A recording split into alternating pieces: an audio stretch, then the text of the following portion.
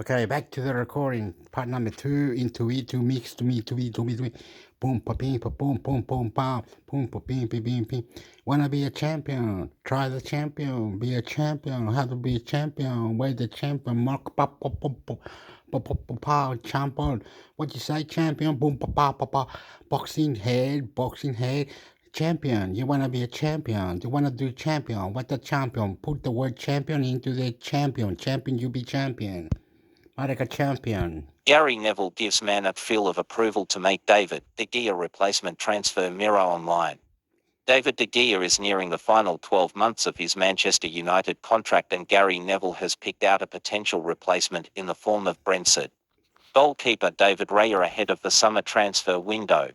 Gary Neville has offered a candidate to replace David De Gea at Man Up. Image, the overlap. News. Politics. Celebs. TV. Money. Royals. Gary Neville reckons that Brentford's David Raya is capable of stepping up and replacing David De Gea at Manchester United.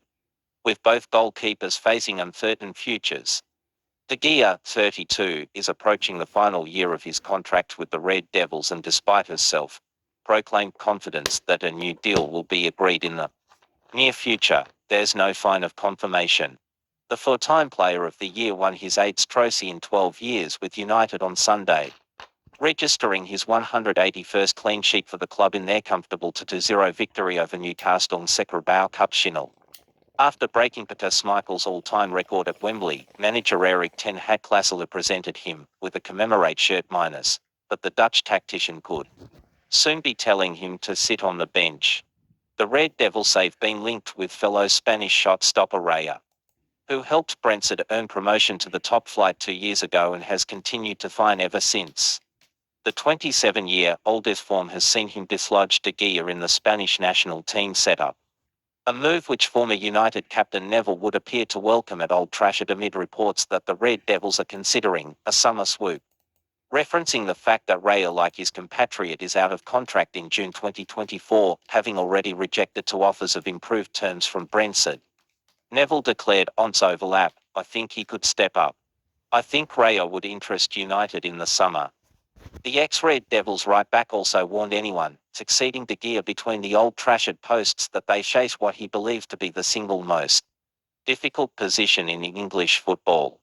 "I think Liverpool's no point one is second, and that's no disrespect to any other clubs," Neville added. "It's tough, and I've seen lads in that goal."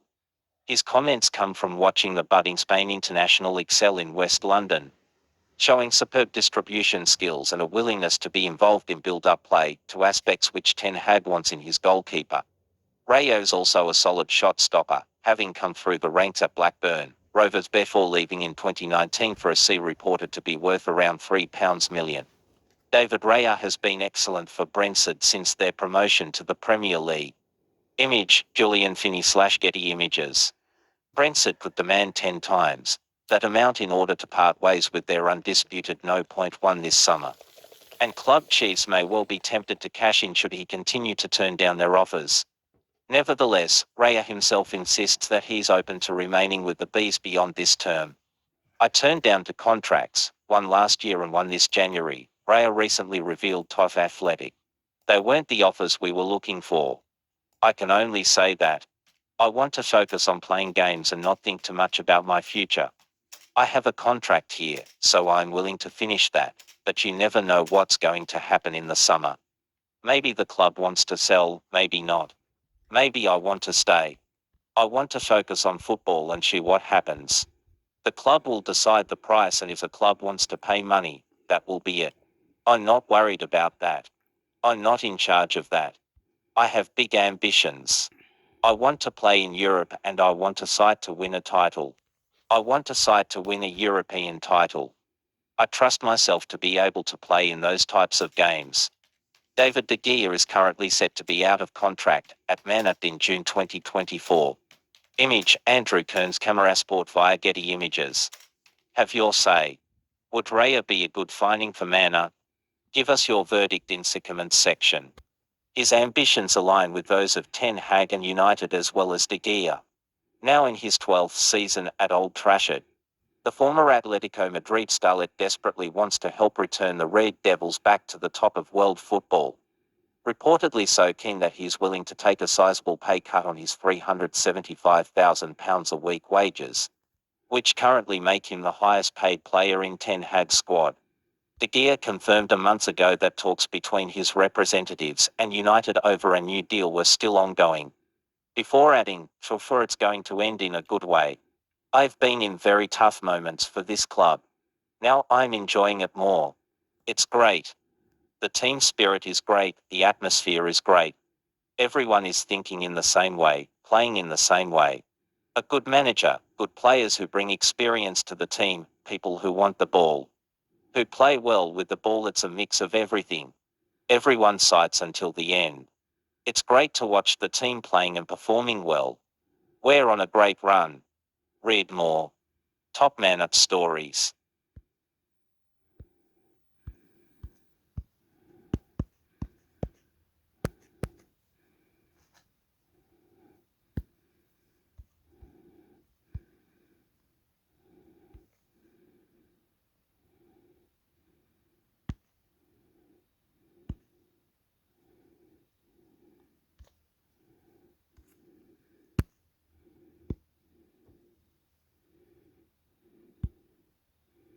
Bukayo Saka finally makes decision on Arsenal future amid Liverpool transfer interest. Mirror Online.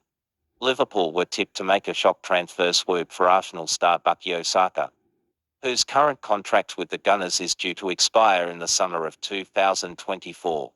Click for found. Video loading. Video unavailable. Video will play in Aston Villa v Arsenal in pictures. Aston Villa v Arsenal in pictures. News. Politics. Celebs. TV. Money. Royals. Bukayo Saka has ended Liverpool's hopes of finding him by agreeing a new contract with Arsenal. The 21-year-old star will put pen to paper on a long-term deal at the Emirates after reaching a breakthrough in talks with the club, it's been claimed. Saka's current contract is due to expire in June 2024 after Arsenal triggered a one-year extension clause. But the Gunners have always been seeking to tie down one of manager Mikel Arteta's most important players on fresh terms. According to Athletic, it may take some time for Teamland international winger to sit down and formally find his new deal, but an agreement in principle has been put in place. Saka has helped his boyhood club reach the top of Premier League table this season. But there were rumours last summer which suggested that Liverpool were lining up a surprise move. Bukayo Saka has reportedly agreed to sign a new contract with Arsenal. Image, Feynman Stackball flash offside via Getty Images. A series of reports outlined how Reds boss Jurgen Klopp allegedly hoped to find the Arsenal Academy graduate, who's established himself as one of the most feared wingers in European football after breaking into the Gunners' first team more than 4 years ago. Premier League title rivals Manchester City were also said to be interested in acquiring his services alongside Italian giants Juventus. Joining Liverpool always appeared to be an unlikely prospect, though, with Saka spending 15 years of his life at Arsenal and Arteta overseeing an impressive turnaround at the club over the past 2 seasons. As the Gunners enjoy looking down from the summit of the table, Klopp's side languish in 8th place. Most read. His decision to remain in North London serves as a huge boost for Arteta after the Emirates hierarchy also reached an agreement with Brazilian forward Gabriel Martinelli over a new long-term contract earlier this month. Saka and Martinelli have both been instrumental in Arsenal's resurgence, and they each scored goals during Saturday's crucial 4-2 win away to Aston Villa. Bukayo Saka had previously been tipped to join Liverpool, with Man City and Juventus also interested. Image, Stuart McSalone flash Arsenal SC via Getty Images. Have your say. Is Saka the best winger in the Premier League? Give us your pick in the comments section. As far back as August, Arteta made it clear that he was very confident the 21-year-old would find a new deal. We as a club, Bukayo and his family and agent are all aligned, the Spaniard added. Now it's about putting that on a piece of paper. I would like that to get done because I don't want players to be distracted in the season. But these things take time. Later that month, Saka indicated that an agreement was close. Yes, I share his confidence, he said after hearing Arteta's comments. I really feel at home here. I really feel the love from my teammates, my coaches and the fans as well. I really feel loved here. The Gunners continue on their quest to win the club's first title in 19 years, when they visit Leicester City on Saturday. Arteta and co. are currently 2 points clear of City with 1 game in hand. Read more. Top Arsenal stories. I was gonna say, does it have it on this, like, what time is, how do you do it? Champion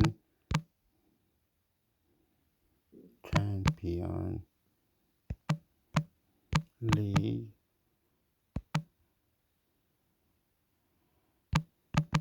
news or something. Football Daily. Today Focus. There's Football Podcast. Today Football. Ocon. What's this? This got like 2 days, is it?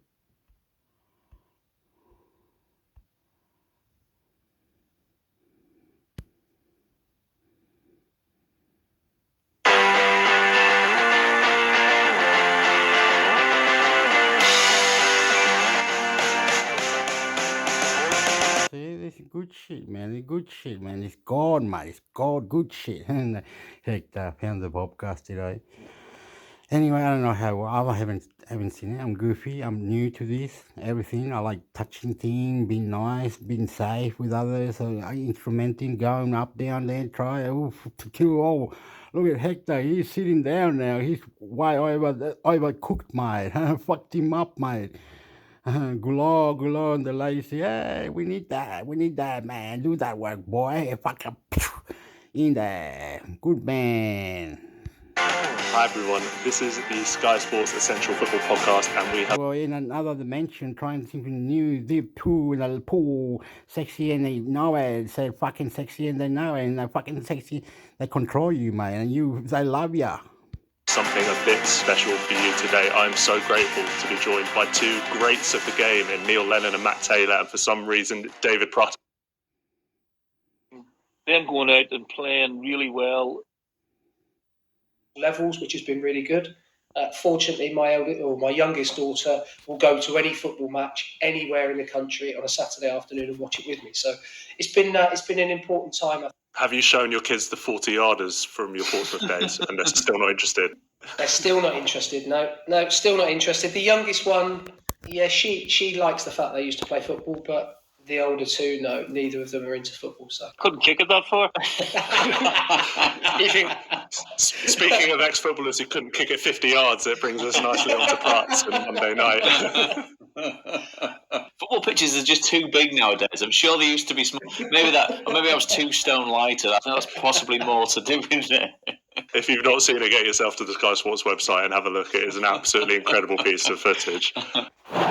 Neil, I was going to say, obviously, a bit... What you thought he was going to go on about, Manchester, the players, get the fuck out, mate. Fuck out, mate. Knock the fuck out. They love you, and they said, yeah, this one's got potential, mate. Fucking love it. Family connected, cooking food, being different. They love it, mate. Fucking good shit, mate. Love you too. I am intermix hector, YouTube. Ahead in your own managerial career, but when you do have a break from the game, is it just a case of a complete break, or do you still try and take advantage of the time to progress and advance and learn? Do you go and watch games, study other people, or is it just I need a mental rest now from football? No, take a break. You're never really far away from football. Cause I don't know about you, Matt, because you might go to the pub and watch the game with your mates, your fans, but you can't watch it as a fan. You're watching it as a manager. Totally. You're watching how the team's set up and what they're doing and their style of play, and all these guys are ranting and raving at the telly and enjoying it, and you're sitting there going, shut up, you don't know what you're talking about, but you don't want to say it to them, because you sound like a footballing snob. Do you want to really enjoy watching the World Cup, like out here, you could get the 4 games because we were a couple hours ahead. It was like perfect timing to watch all the games. And yeah, I mean, I watch a lot of football, obviously. Try not to get too sort of immersed in it, and just try and think what the different formations and why they're playing those formations against particular opposition. So like for me, when you're at Celtic and you're dominating games in Scotland, but then you have to go into the Champions League, you have to have a total sort of reboot of how you've been playing.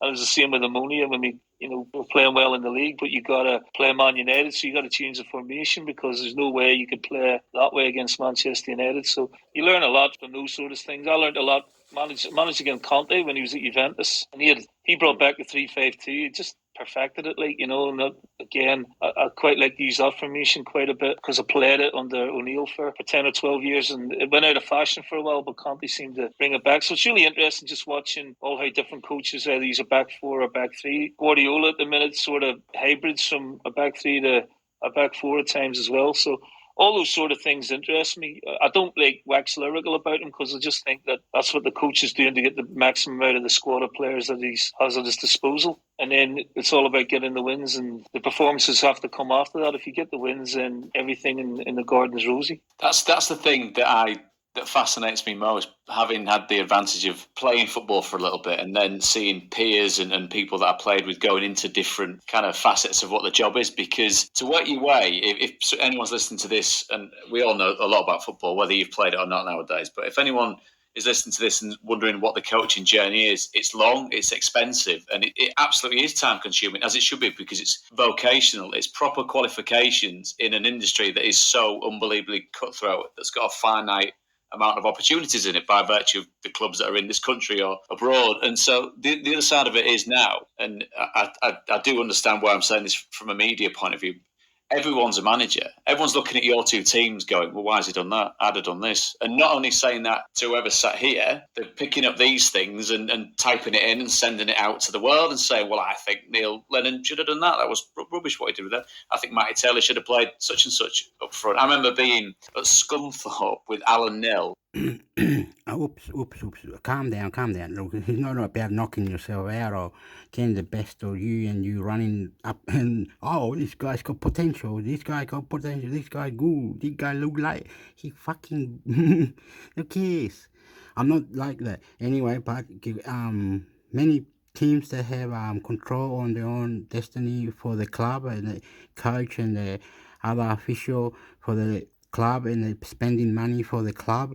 So much money, they're not performing to the games, they're not winning the games. They pay so much in English Premier League, and so a lot of issues there where they can't win the games, like Manchester United or Tottenham. Something incredible might happen, and in the future is positive for family, kids, all go watch different. Here in Australia, it's called A-League. I'm a champion too. And it's called A-League, and it's got the women and the men. Very nice, very competitive. It's just the money side. They don't pay them very good money. I'm chilling. I'm red on the face. I'm goofy, very goofy. Can't remember names of players from my own country, Chile.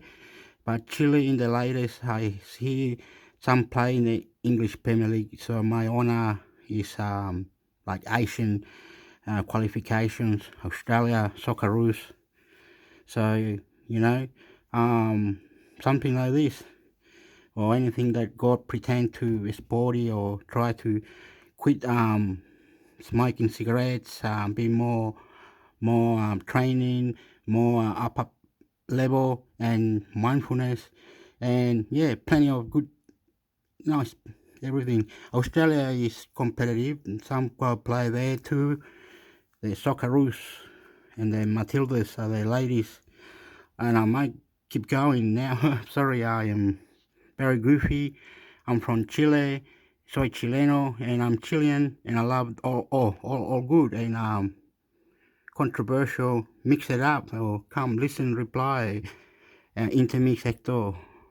it out to the world and saying, well, I think Neil Lennon should have done that. That was rubbish what he did with that. I think Matty Taylor should have played such and such up front. I remember being at Scunthorpe with Alan Nill as the boss and Glanford Park, where the geezer who's giving you dog's abuse, you can hear exactly what, you can even see where he's sat, and he's not bothered. I think you're this, I think you're that. Nearly, you should have done this.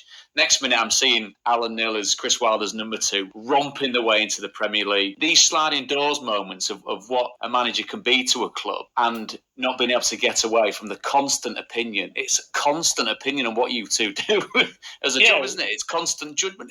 There's no getting away from it. It's fast food football. Like, you have to deliver every week. And, you go from being a hero to zero in the space of a game, and in terms of the result or the performance or, your tactical performance, if you want to call it that. I try not to dwell too much on that sort of stuff. Plus, I'm not on social media. My life's so much better for it. But, the modern day manager or the modern day coach is under so much analysis and scrutiny, but and you can't control that. So what you have to do is control think about what you can control, and then try and not worry about the noise that surrounds it all the time. But it's very, very difficult to do.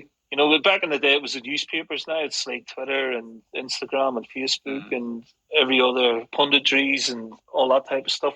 I enjoy the media side of things when I'm out of the game as well, but there is that lack of fulfilment. I feel sometimes if I've had a stint in the media, I enjoy going to games, doing the co-coms, or I actually enjoy sitting in the studio with you, Prutz. You might find that hard to believe, but there is that sort of something missing, i.e.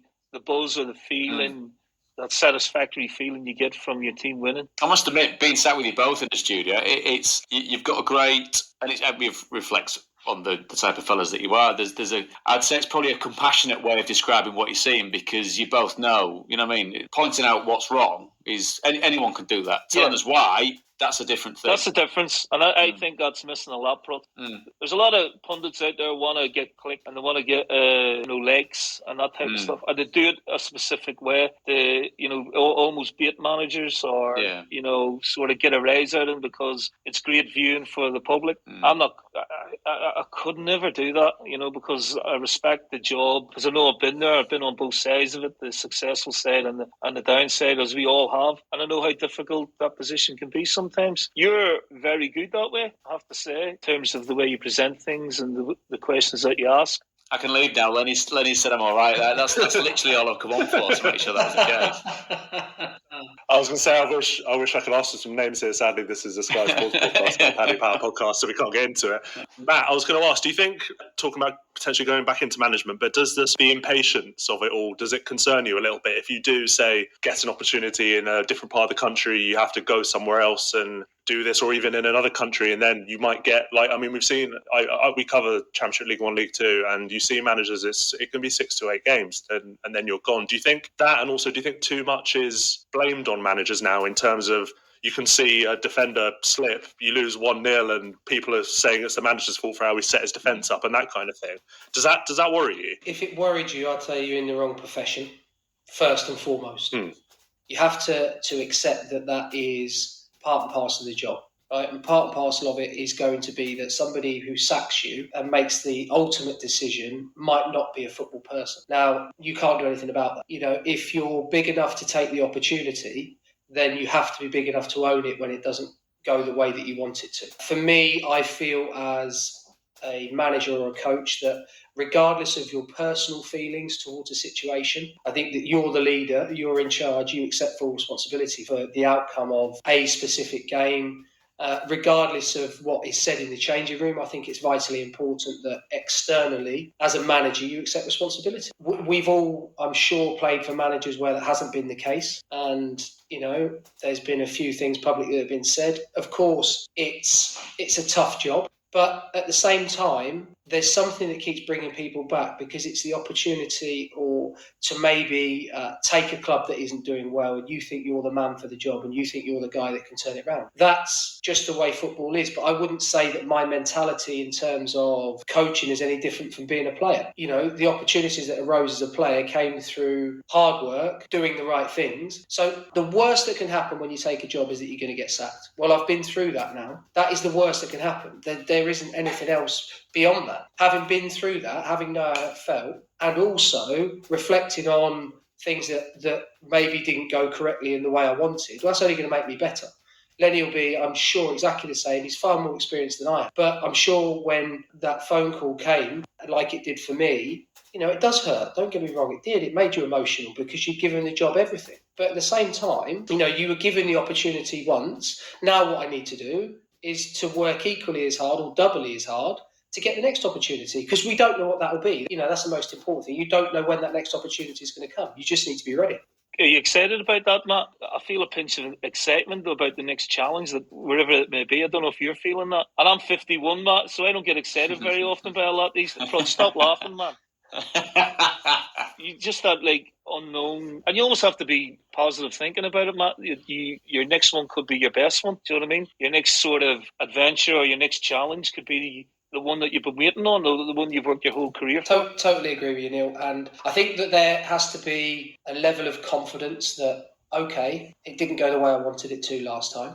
Right? Okay, why didn't it? And it's not as simple as, the players weren't good enough, or I wasn't given this, I wasn't given that. I don't think it's as simple as that in any way, shape or form. I do believe, and when I look back at it now, that, look, there were some situations within matches that you just were crazy, right? And it was tough. But when you look back and I think, right, okay, what happened at the football club? I thoroughly enjoyed huge amounts of it. And there's excitement in my belly, of course there is. There's also that underlying feeling of needing to prove to not other people, myself, more than anything, that I can do it, right? Because it didn't go the way I wanted. So I'm going to prove to myself. And that's where maybe previously it had gone, well, I need to prove to him, I need to prove to her. Whereas there's none of that with me. There's no bitterness. There's just now an internal drive that is going to make sure that the next opportunity that arises for me, I will be successful at it. It's quite simple. That's a great point. We all want, if you have your own professional pride, you just want and you do, otherwise you wouldn't have had the career that you've had. You just want to prove it to yourself more than anybody. And that's what drives me all the time as well. When you close the door at night and, you shut off the light, you push the missus to one side and you go, right, that was good today, or, you need to do better tomorrow. That's what drives you on, is your own sort of point to prove that you can do it. And of course you can do it. You've had the career. I always think it helps when you've had a playing career. All those experiences you can pass on to players. I've worked under Martin O'Neill and Gordon Strachan. They were really, really good at that. Yeah, I think you're right. I think also what it does is it buys you that respect that when you walk in the door, the players kind of, first thing they're going to do when they find out who the new manager is, they're going to go online on Wikipedia. Where's he played? Look at your 40 orders. Yeah, well, there you go, right? I never had that, Matt. Shooting practices from halfway. But yeah, that is the first thing you're going to do. So I think it buys you a bit of time initially that, okay, well, he's played at this level, he's done all right, he's had a decent career. And then it's a case of getting yourself across, so in the right way. But the biggest thing I found with the players is I tried to be as honest and as open as possible with them. While at times that wasn't easy, I just felt, having spoken to lots of managers and managers that I played for, the ones that I enjoyed more than anything is the ones that treated me like an adult and spoke to me and told me the truth, regardless of whether it was what I wanted to hear or not. And I'm sure you two will have played for managers that did that and also played for managers that didn't. And I just found, from a personal perspective, I wanted to be told the truth. If I wasn't playing, I wanted to be told why. What did I need to do to get into the team? So I was honest with everybody. Look, it took me a lot of time. Don't get me wrong, because players want to know answers to questions, and I'll give them openly and honestly. Lenny, was the in you getting into the Celtic top job permanently? Was there any crossover with former teammates that were still there, that were still playing? Good question. Let me think. Because that's the thing that always surprising, and it goes back to Matt's point there, and it only happened on, I'm trying to think from my point of view, on the odd occasion where one maybe became a coach, and obviously as former teammates, you're going, oh, well, he's changed. But then you think, well, yeah, well, he's got to change. You're not going to come in and be like high-fiving everyone. There is an element of that, but you've got to... Most of them left, Protzer got sold. you wipe the slate clean with them all. It was something that... Alex Neil had said to me because obviously when he became a coach, still player coach, still very, very young man, I think very, very early 30s. And the first thing he had to get his head around was you were one of 25 looking at one pair of eyes for an answer to being one pair of eyes looking at 25 pairs of eyes, and they're all looking for you to give them something. That's. And I presume, is there part of your personality that's got to shift? Have you got to make, I don't know, big changes? What I learned, again, I hark back to O'Neill and Strachan and that. I had a year working with Gordon as a coach, but I played under him for 2 or 3 years at Celtic. And I had 10 years under O'Neill. I had to run through brick walls for him, like, at times, but the one thing I never did, Trotz, never socialised with. There was always that distance. Even player nights out or player of the year awards, he would be at the staff table, or he'd never say, "Come on, let's go out to dinner." If we'd won the League Cup or we won something in Scotland, and that was a big thing for me as well. There always has to be that distance between you and the players, because eventually you'd have to drop me, or you'd have to drop a player, and he'd go, "Oh, Lenny, we were out last week having a meal with the wives and that. How can you freaking drop me now?" So I learned that from O'Neill. There has to be that buffer. That's where your assistant manager comes in, good cop, bad cop, or your first team coach. When you go in and give them a rollicking and you walk out and then they come in and go, "Listen, he didn't mean that, honestly, he thinks you're brilliant, blah, blah, blah." That's what they were brilliant at. So I learned a lot about that as part of man managing rather than anything on the tactical side. He was a brilliant man manager. He worked with one of the best in Clough for a long time. So you can imagine the stories that he had about Clough and how hard he could be, Clough, and how brilliant he could be. Well, Martin was exactly the same. He would make you feel brilliant one day and make you feel about that big the next day. So, but there was always that professional respect. I learned a lot from him about managing, certainly the psychological side of it. Matt, what about you? Obviously, Neil's talked a lot about Martin O'Neill. For you personally, you played under so many managers in your career. Who inspired you? Is there anyone you still speak to in that regard? Yes, yeah. So still, it's quite funny actually, because even if I pick up the phone and call Sam, I'll go, "How are you, Gaffer?" Same with Harry. It's how are you, Gaffer? You all right? Same with Daishi. "How are you, Gaffer? You all right?" I think where I've been lucky is that, having predominantly British managers, it's made that process easier. The best managers that I've had, as I say, treated you with the respect that you deserve, because they got to a point where they trusted you. So they trusted you on the pitch, they trusted you off the pitch. And the conversations, I think, where football, and those three guys, I had them at different stages in my career, but I think where they were so good is they were prepared to have difficult conversations in respectful manners. And that was hugely important to me. It's like Lenny and Putch, you'd knock on the door and the gaffer would say, "Right, come in." So you'd go in, and I learned at a very early age to not go in there and say, "Why am I not playing?" Because it tended to happen that the door got slammed and I got kicked out, right? So I learned that the best thing to go in and say to the gaffer at the time was, "Gaffer, what can I do to get into your team?" And then it instantly gave me an opening line where the manager at the time would talk back to me. Now those conversations were open and frank. I used to love we had some wonderful times with those managers, purely and simply because what they did was they accumulated a team that was full of a mixture of players and personalities, but they were all good people. That was where those three were exceptional, and you'll see it now, I'm sure, with Sean. At Everton, I'll be honest, I don't think that Everton will go down. And the reason I don't think that is because I've worked with Sean. And the discipline that he will instill in those players, they won't have had it before. Right? And he'll go in there, and while some people might think that they don't agree with it, some of the players, well, what will happen is if you don't agree with it, you won't play. It's quite simple. And that's where I think the strength is. And they're the type of people that I kind of resonated with now that I look back. Because at the time, Lenny, you don't think anything about what the manager's saying to you, and maybe I'll take that in the future. I think it's when you come to the end of your career, and he did that, and I really like that. So for me,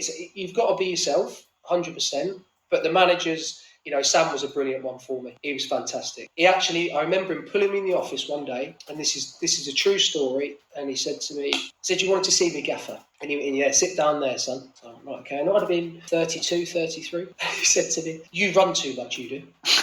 and I said to him, but Gaffer, that's, obviously what I do. He went, "No, you run too much." He went, "And I've got to be honest with you, you can't run that fast anymore." And I was like, "Right, okay." I was like, "Okay, where's this going?" And he said, "I've been having a think. I'm going to move you inside. You're going to play on the left-hand side of a midfield three, because You can get up and down the pitch all day long, but your pace, because of your age, is going. And I said to him, Gaffer, I never had any pace. He went, yeah, but it used to be quicker than this. And it was just the way that he humanised the situation and hadn't said to me, you're getting dropped. He was just like, well, we've got better options now, players that are better than you. I maybe can utilise you in a different area. For me, it was just, I remember it sticks out like a sore thumb. I went into his office and he sat there with his feet on the table. But he made that conversation so much easier than probably I think other managers would have, because he just spoke to me as if to say, and bear in mind, he was basically telling me, I don't think you're good enough to play in that position anymore that I signed you for a year ago, because I don't think you can run as fast, right? But he did it in such a manner that I went out of there thinking, oh my God, I'm a centre midfielder now. The gaffer thinks I'm a centre midfielder. And it was just a bizarre but a wonderful sort of way to manage a situation. I think that's just my management again, Matt. I think he's brilliant at it, Sam. And you work with managers like Sam and Harry Redknapp. What they had was longevity in the game, and they had it for a reason, because they were absolutely brilliant at what they did.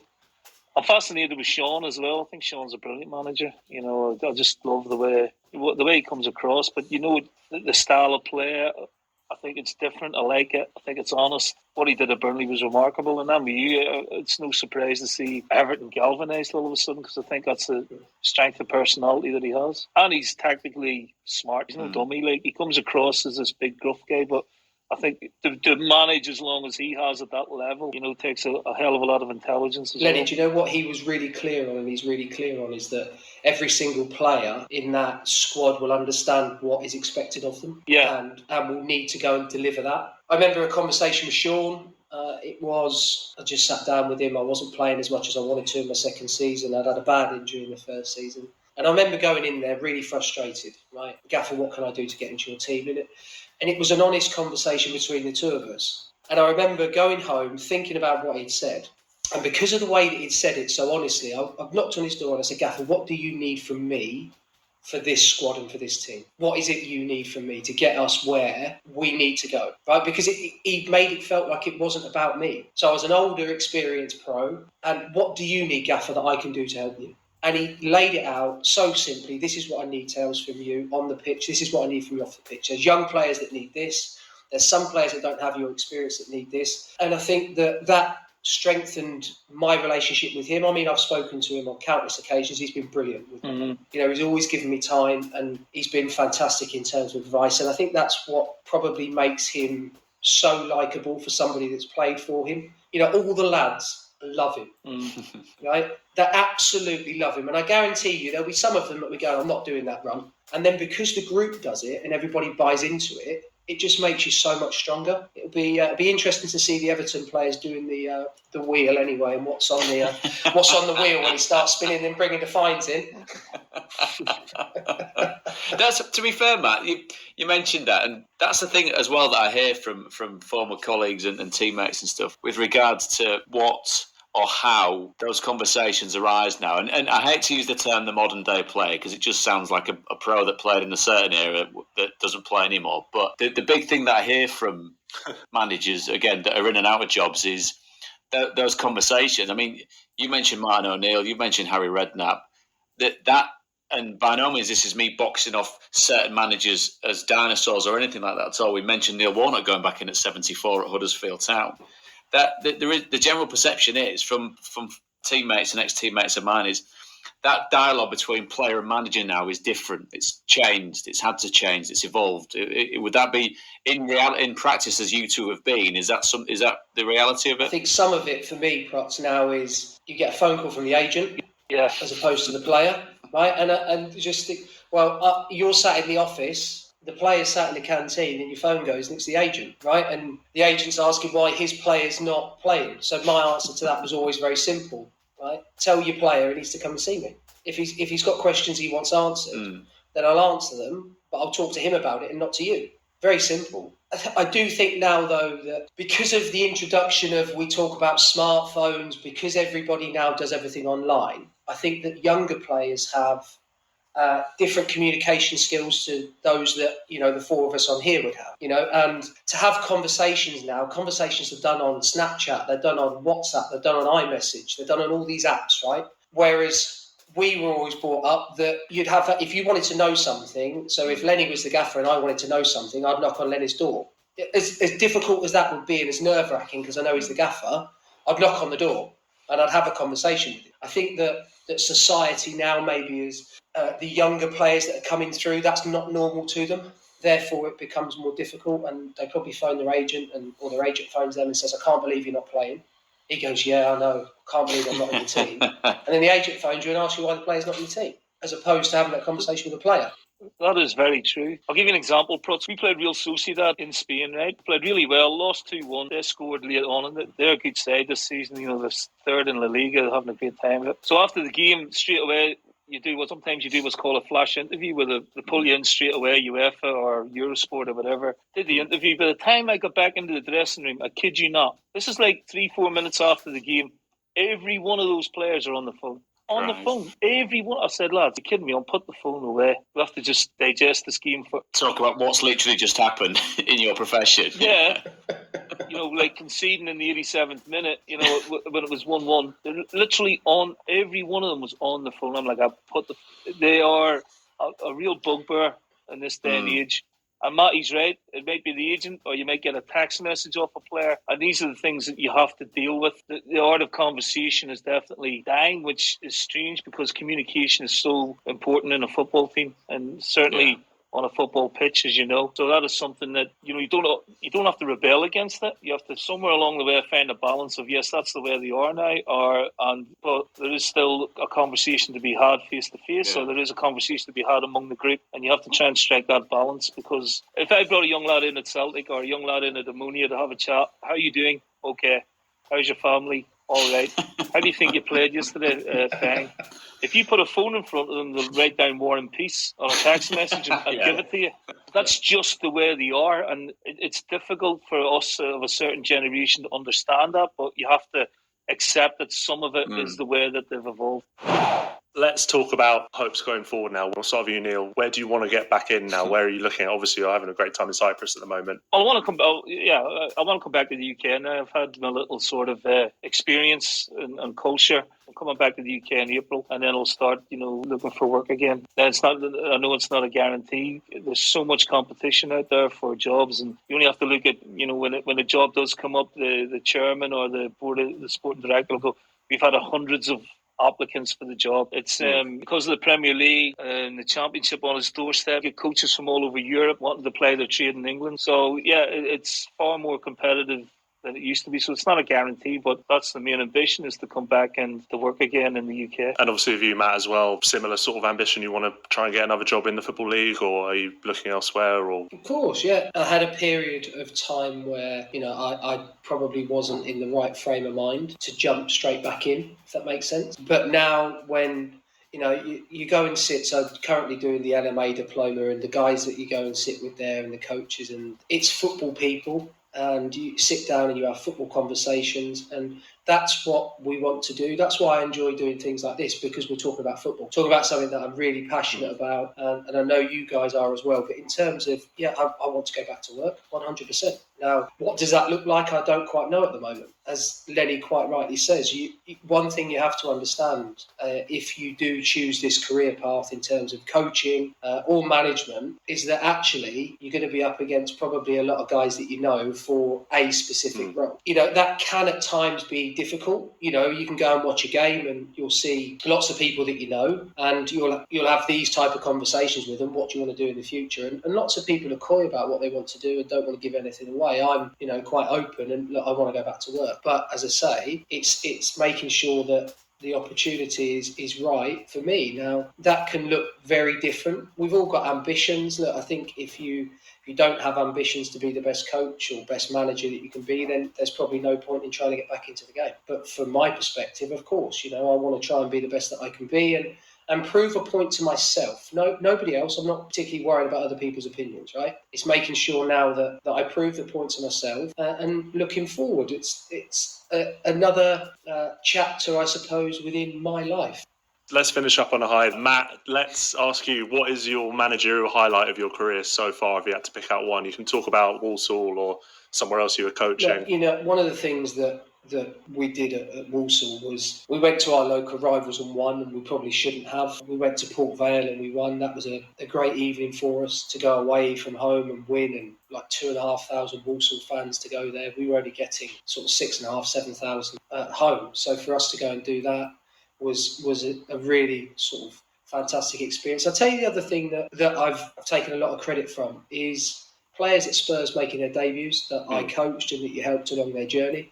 That's been something that I've taken a huge amount of personal pride to play a small part in their journey and to see them going on and playing so well. The lads at Spurs don't know this, but there's quite a few out on loan. I'll go and watch their games. Not for any reason to feed back anything to anybody, just for my own personal sort of interest in how are they doing, right? How are they doing? How are they playing? I've found that part of it really good. But in terms of a highlight, I would say that our first win at home was fantastic. In terms of we started the season okay, but after 4 or 5 games we hadn't won. We'd drawn 2, I think, and lost 2. So to get that first win was important. But I don't think I've had my biggest high yet, and that's where my mindset is. If I'm brutally honest with you, Simeon, is that I've experienced some nice things within being a head coach or being an academy coach, but I'm hopeful that the highs will be better than those that I've experienced in the future.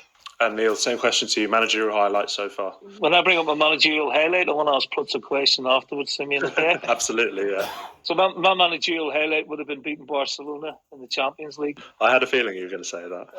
It was. I watched them in 2011, beating Man United at Wembley, and it was the best team performance I'd ever witnessed. And Man United were a brilliant team. They'd Rooney and Carrick, and they'd won the Champions League in 2008. But this team, Guardiola brought together, just dismantled them 3-1 at Wembley, and it's the best football I'd ever seen. So to draw them in the Champions League a year later, quite daunting. And I went to watch them a week before. Prutz were playing Deportivo La Coruña, and they were 3-0 up after 12 minutes. And I turned around to my assistant and said, "I think we're in trouble here."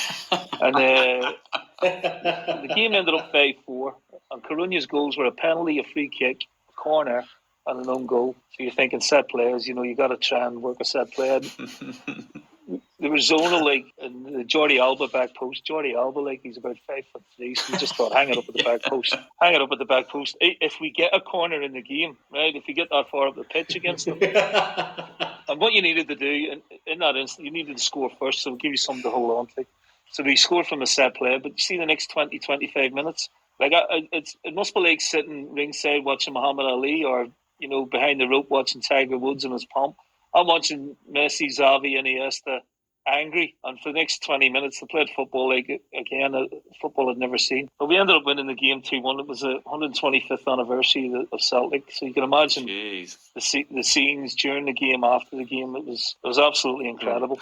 Absolutely incredible. So the question I have for you, Prutz, and Matty, I've never experienced this, Matty. You obviously have. Prutz, has a manager ever said to you, "You run too much"?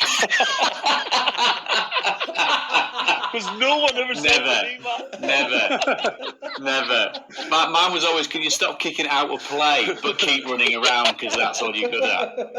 I think that would be a perfect place to leave it. Chaps, it's been an absolute pleasure. Neil, Matt, thank you so much for joining me. I hope you've enjoyed yourselves as well. Thank you. Can't wait to see your next steps. Neil, enjoy the rest of your time in Cyprus. Matt, whatever you do next, we'll be here watching. Best of luck with everything, both of you. Thank you so much for listening as well, and bye for now.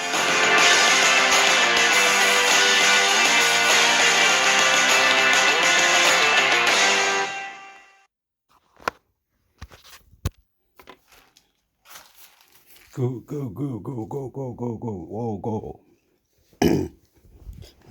Go, go, go. That's how they talk like that. Because it was like mumbo jumbo lambo. Esto en Chile es a la puerta, a la mesa redonda. What's it called? El plato. La familia cocina la comida y otra persona pone el plato. Another person will put the plate. The family, the kids, someone, they will put the plates. And we'll have to put the food on top of the plate. Well, I don't know what I'm saying. Anyway, along they're just saying things like beat here, beat there, about one club or one player is all what it counts. I understand that, and the talking could go for hours and into street performance, to radio, to TV, to cars, to horn, to technology, to other whatever, and so we have it like this here in Australia. We try different the government or the sport of rugby or the sport or Olympics, if was paid very well, if it was introduced nicely or put in or whatever or more like that, and we'll see now later. Oh, still got tiempo, si tiene tiempo, we have time. Okay, dice, pone arriba, time, aquí.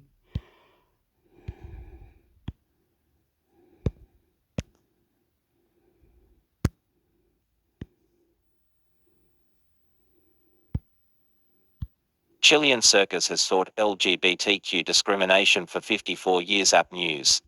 Santiago, Chile. Up the transformation begins as night falls on this semi-desert esplanade on the outskirts of Chile's capital, with Archero, Alejandro and Ring applying makeup and donning wigs, feathers and sequins to become Veronica Power Alexandra and the Crazy Perth Woman.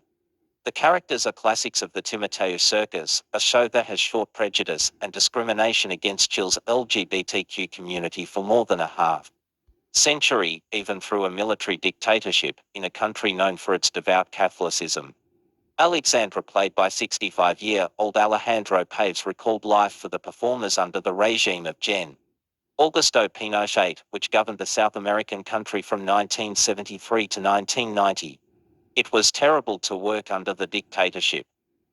There was a lot of hatred for gays in Chile at that time, Paves told the Associated Press, recalling the number of times he had been arrested, insulted and mistreated. The police would arrive and take us prisoner, and if they found you dressed as a woman they would give you a sodomy charge, which would mark you for the rest of your life, Paves said. The owners had to hide us.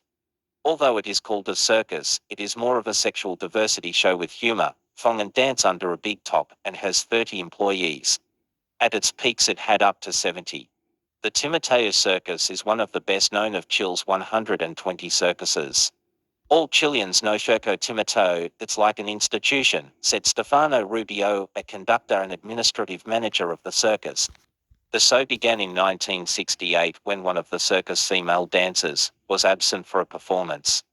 Its founder, Ring Valdez, had one of the male performers dress as a woman and replace her on stage. The performance was so popular the dancer did 5 curtain calls to receive applause. The Transformation Circus was born and has been committed to sexual diversity ever since. Achiro Pina, who plays the Crazy Perth Lady, said that during the dictatorship, the performers used to receive kicks and blows for their appearance. And the idea of carrying a purse in her act was to use in self-defense. Pioneering Chile circus champions sexual diversity. The Timoteo Circus has fought prejudice and discrimination against Chile's LGBTQ community for more than half a century, even through a dictatorship. In a country known for its Roman Catholicism. March 1 app video flash Alexandra Plaza. 0 seconds of 1 minute, 34 seconds. Paves, who comes from a family with a strong military and religious tradition, hid his sexual identity from his family until a television program revealed what he did. His family eventually accepted him, but he says there always was the same of having a gay son, uncle or cousin. Now, he cannot see himself having any other job than the Timoteo Circus, and that when he dies he wants his funeral to be held under the circus big top. Today I work with more security, they accept me more and the public understands the message better, he said.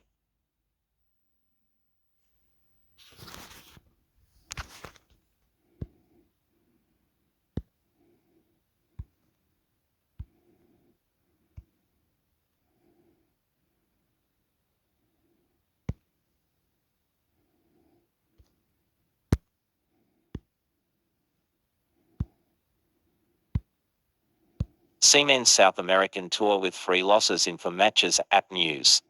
Santiago, Chile. Up former No3 ranked and 2020 US Open champion Dominic Thiem has continued to struggle on clay courts in South America as he works his way back from right wrist and abdominal injuries.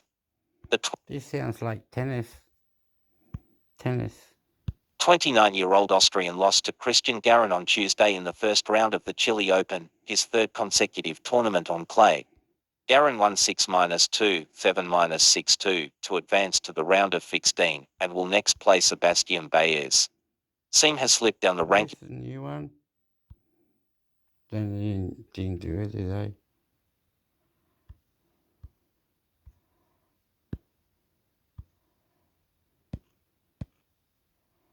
Let's try another one. What do they have? Something like.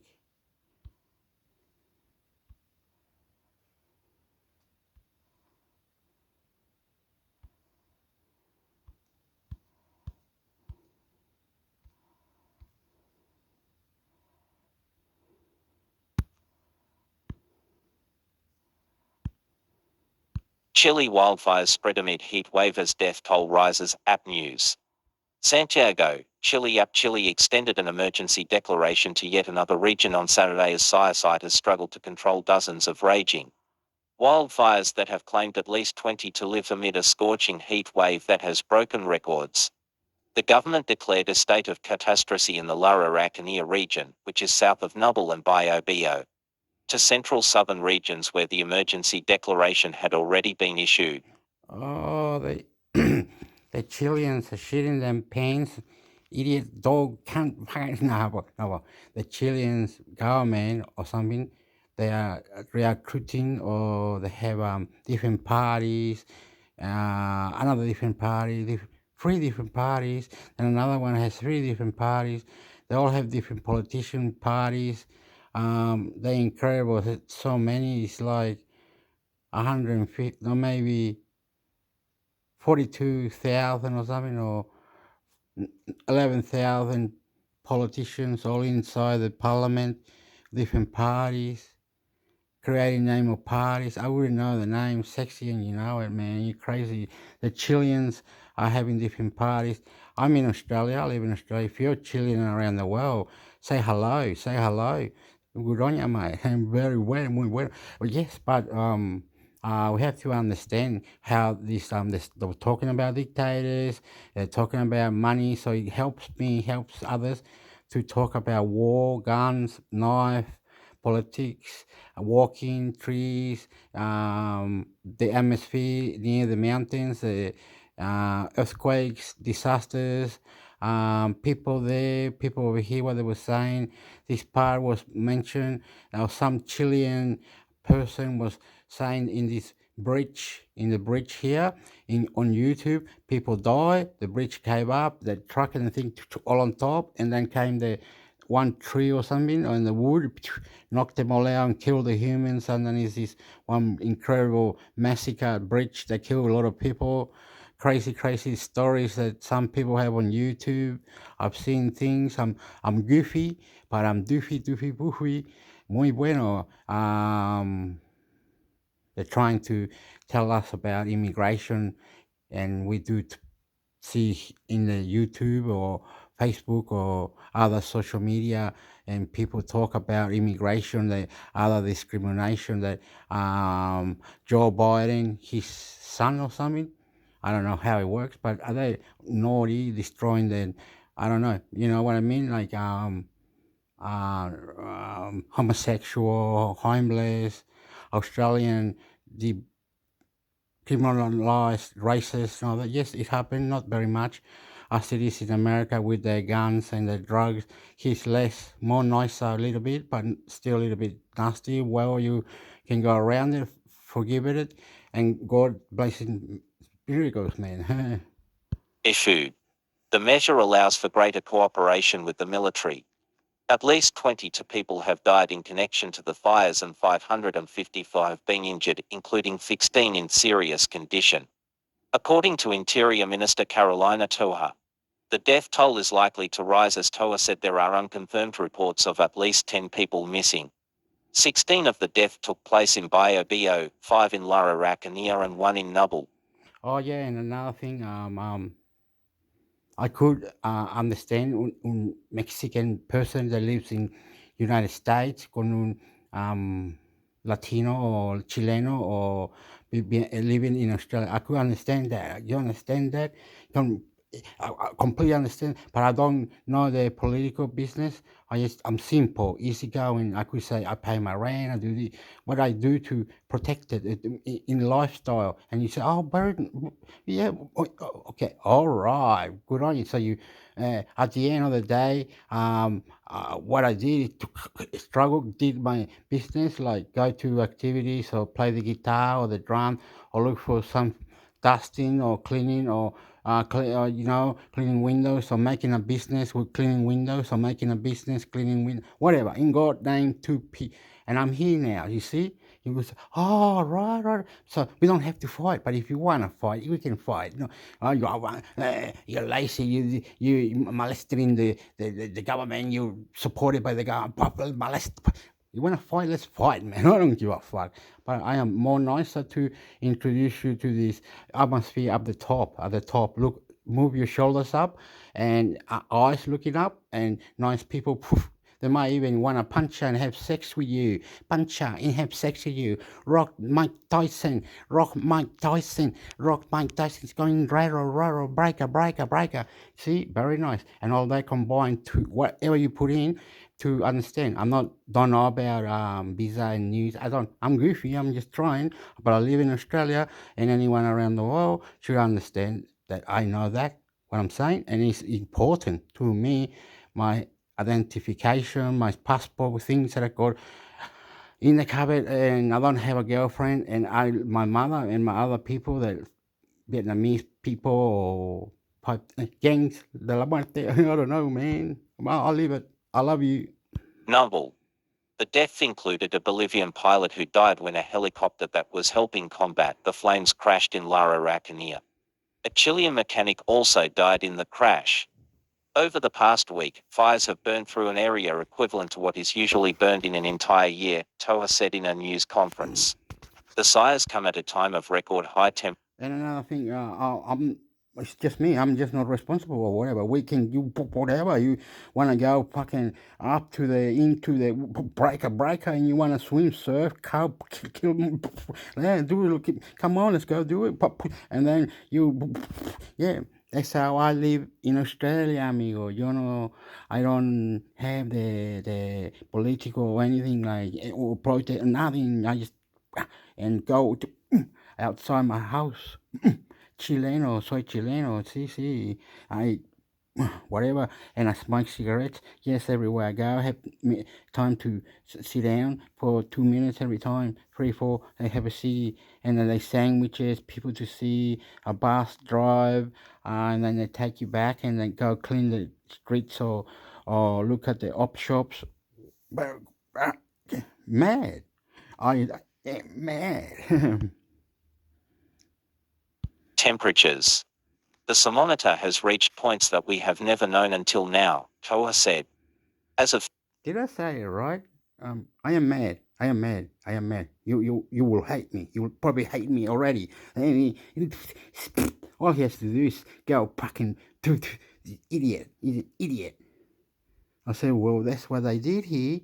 They said, oh, we go over there. There's a ticket. You can get a ticket. Or have you got anything in your pocket, like money or anything? Well, see, have a look. Those $4, $5, you have to go ticket. Bucket ticket. They give you a big plate with dessert and a coffee. Ticket and take some bread home. Ticket. Fucking hell. Fucking hell, man. What planet are the people at? They're saying they're homeless. It's put Joe there, mate. They just fucking clip the bigger, mate. Fucking this, make it nicer. Get the fucking better, mate. You know, if they said to me, this bigger, pack a ticket, that's what I was listening to. Very good people. These people have patches, mate. They talk to you. They say, like, police or army cadet or whoever, the very special personated. They say, I got, mate, Hector, that's my name. I said, what am I crashing in? I said, they're going to arrest me. What is it? Oh, all right. All right. Okay. Well, it's me that didn't listen. I wasn't following rules, right? I just wanted to smoke cigarettes, get some alcohol, and drink, right? Yeah, right. When somebody punches at you in the head, right, you got nothing to live on, fucking dickhead. That's what's gonna happen. You gotta go to the right communities center, the thing where they do creative writing.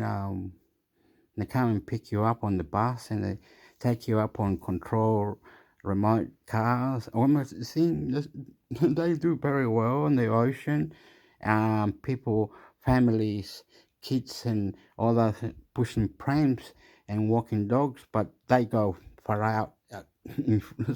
They're fast. I mean, more better, mate. Fucking, they in robotic. They in second seat too. Fucking, they got my fucking mad. That lady with the pram with the, and she's, I saw her. She's beautiful. She's beautiful. She knows money, like the money. I don't know how. I'm goofy. I know my way. I don't know. You can talk about, oh, you live like this, you live like that, you got that, you get that, pum, pum, pum. I am like this, and I live like this, and my style, my God, I'm red on the face. Saturday morning, there were 251 wildfires raging throughout Chile, 151 of which were under control, according to Chile Senapred Disaster Agency. 76 new fires appeared yesterday, Toha said Saturday. The minister also suggested the fires should serve as yet another wake-up call about the effects of climate change. The evolution of climate change shows us again and again that this has a centrality and a capacity to cause an impact that we have to internalize much more. Toha said, Chile is one of the countries with the highest vulnerability to climate change, and this isn't theory, but rather practical experience. Chile is requesting international cooperation to assist the firefighting efforts. We're requesting support from several countries to address the emergency, President Gabriel Boric wrote on social media. Yeah, but I would say about fire, because I don't know, I wasn't there or I didn't see this. It's the same as a catastrophe or anywhere, one or two, and they don't claim to help the international or very tough, good people. You can come here, sit down, okay? Listen, listen, and we'll have some munchies or something, some good shit, salsa and bread and toasted bread and Italian bread with olive oil, and we can sit, have good food, and eat nicely with tacos and minced meat and chicken. We have mad. We sit down, have a yarn and whatever fucking fuck, mate. It's all good. It's all good. I don't know, because in Chile, international, I don't know. I say International Computer Network. I say many things, but I'm not there. So I think the government needs to pull up the socks and combining different people to go out to check it out, to stop it, and to put news and photos that this is happening. This is not good. Control the country, look after it, economically cultivating, killing the fires.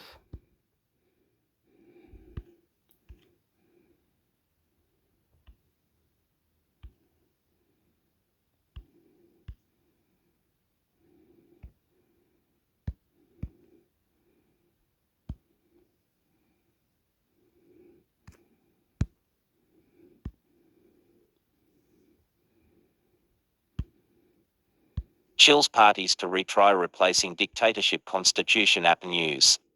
Santiago, Chile. Chile's political parties from the left to the right have agreed to try again to replace the constitution imposed by Gen. Augusto Pinochet's military dictatorship, for decades ago. The accord was announced in the former Congress building, the same place where Chile's entire political firmament except for the Communist Party, which wouldn't join them, agreed in 2019 to begin the constitutional process, that wound up being rejected on September 4th by 62% of the voters. That rejection was a stinging setback to President Gabriel Boric. Okay, I'm Chilean, so I got many questions, but this one that I'm gonna say, how if Chile was conquered? Look, I know. I am not full Chilean. I've lost a lot of my interest, and my Spanish is not that good. Okay, I'm going to ask why Chile is under the Catholic Bible religion. How is that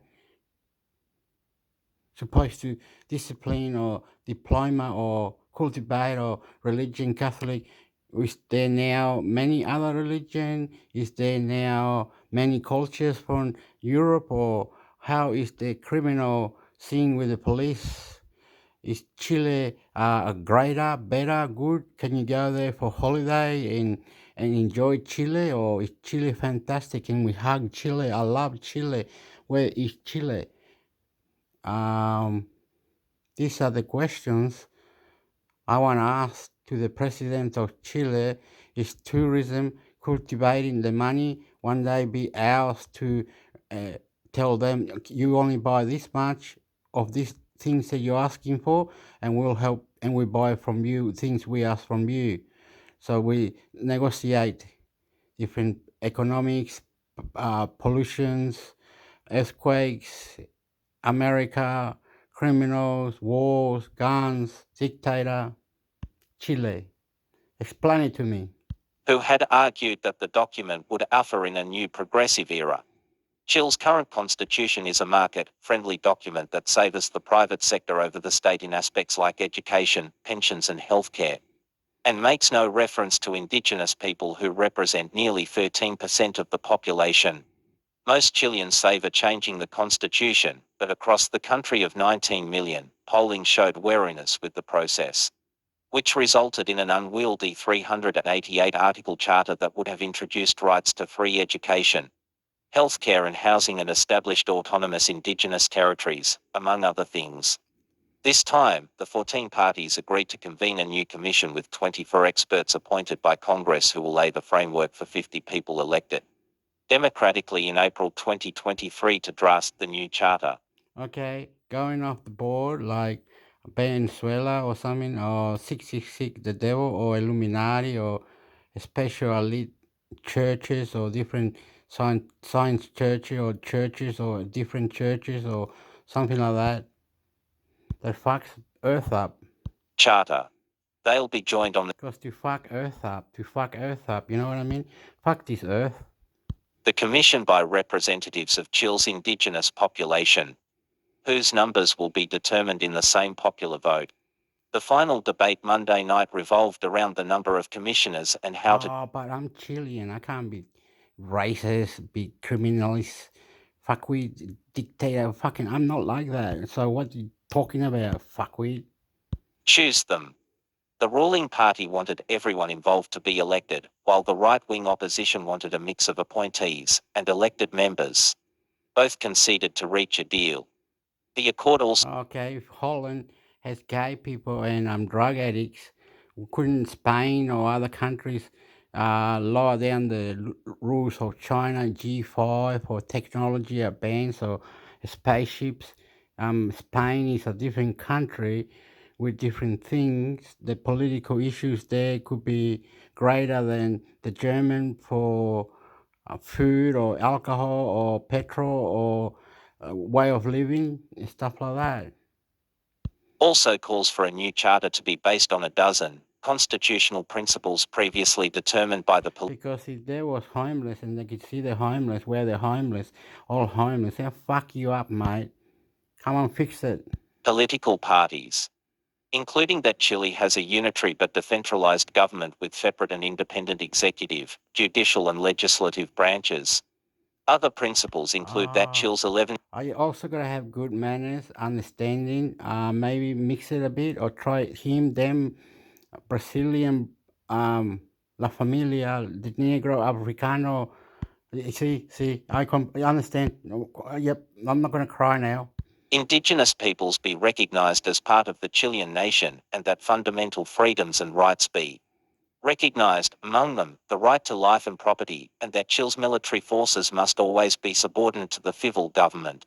The parties also agreed that a neutral arbiter will advocate for respect for these fundamental principles, made up of 14 judges, one for each party, designated by Congress. Monday night's accord now must be approved by a vote of 4/7 of the Congress, 29 senators and 89 deputies. The members will then have 5 months to draft a new charter, which must be approved or rejected in an obligatory nationwide vote late next year. Late next year. Okay. So I'm gonna do one more. I'm getting tired or something. I know I can't do this all the time. That'll be naughty. I'm not like that. I'm not fully on the internet. I'm just certain times only when I like. I'm the boss. What I like. When I'm the boss of my own self. I'm the boss of everything. I'm the boss of this phone. When I like, please. When I like, please. When I like, please. I don't give a fuck. I don't give a fuck. I don't give a fuck. You can come, like I said, sit down and whilst from United States, I understand now why the Mexican live in. You understand if it was for discrimination or if it was for money or they want to say a story or they just wanted to move and experience something different. I understand, but it's plenty of arguing in between, and I don't like the arguing in between because the lady was gonna marry and she had no passport and it was a runaway. What do you call those ones? And they had to be with the in the inhabit, and it's nasty, silly. They're running away from. You know what I mean? It's stupid. Anyway.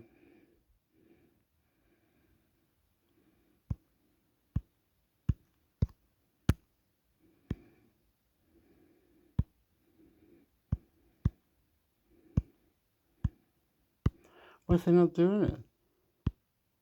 Oh yeah.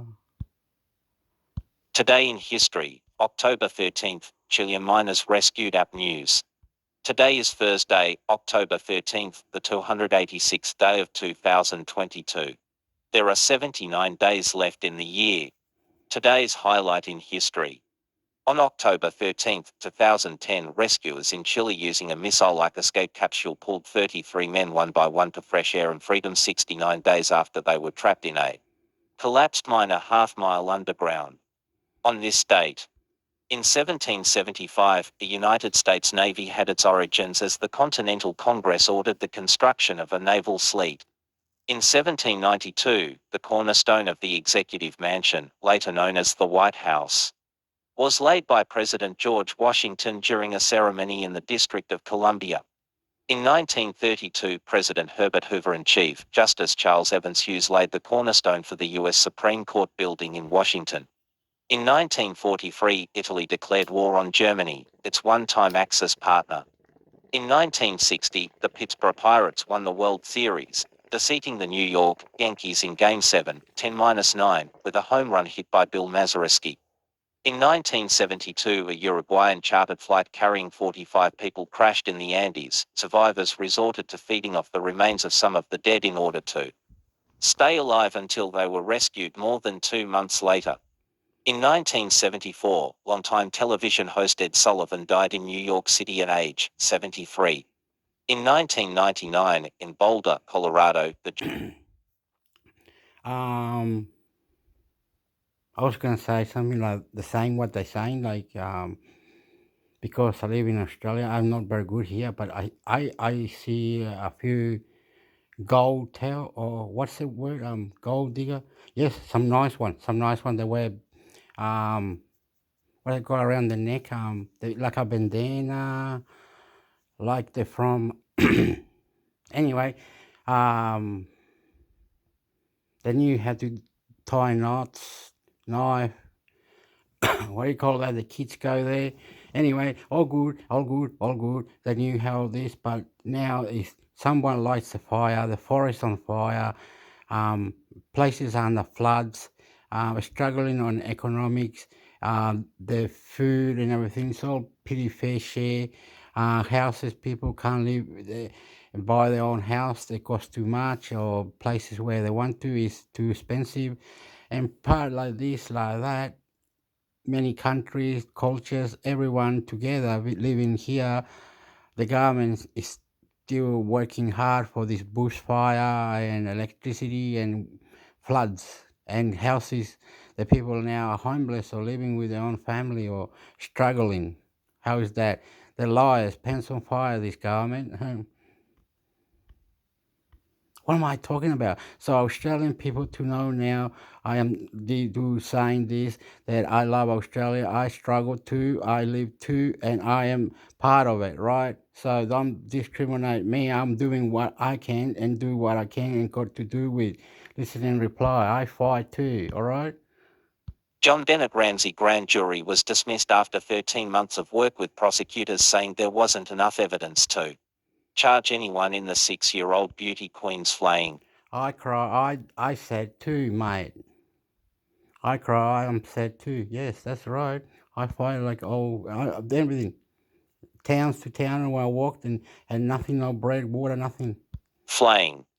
In 2003, the UN Security Council approved a resolution expanding the NATO-led peacekeeping force in Afghanistan.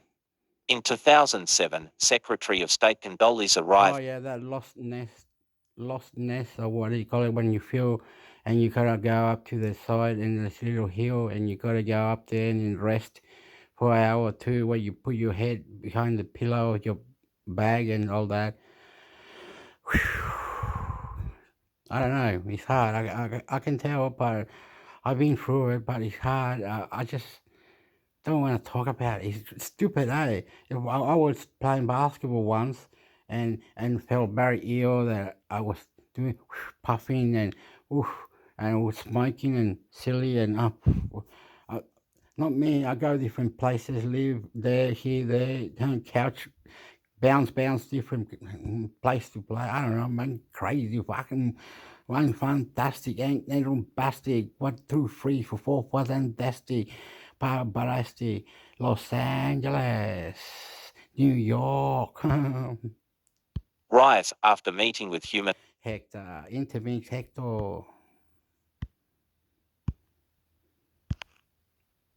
Human rights activists in Moscow told reporters the Russian government under Vladimir Putin had amassed so much central authority that the power grab could undermine its commitment to democracy.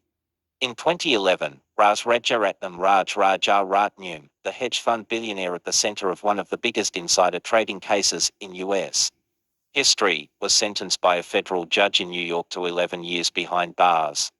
In 2016, Bob Dylan was named winner of the Nobel Prize in Literature. 10 years ago, Republicans Mitt Romney and Paul Ryan rallied college students in all corners of all-important Ohio and hammered at President Barack Obama for going easy on China over unfair trade practices. Obama took precious time off the campaign trail to practice for the next debate against his GOP rival. Actor and TV host Gary Collins, 74, died in Biloxi, Mississippi. 5 years ago, President Donald Trump accused Iran of violating the 2015 nuclear accord, but did not pull the U.S. out of the deal or reimpose nuclear sanctions. Trump would pull the U.S. out of the deal the following May and restore harsh sanctions. Attorneys general in nearly 20 states filed a lawsuit against the Trump administration over the decision to end a federal subsidy under the Affordable Care Act that lowered out-of-pocket medical costs for consumers with modest incomes. 1 year ago, U.S. officials said they would reopen land borders to non-essential travel starting in November, ending a 19-month freeze. The government reported that another jump in consumer prices in September sent inflation up 5.4% from where it was a year earlier. As tangled global supply lines continue to create havoc. At the age of 90, actor William Shatner, best known as Captain Kirk on Star Trek, rode into space and back aboard a ship built by Jeff Bezos' Blue Origin company, becoming the oldest person to travel in space.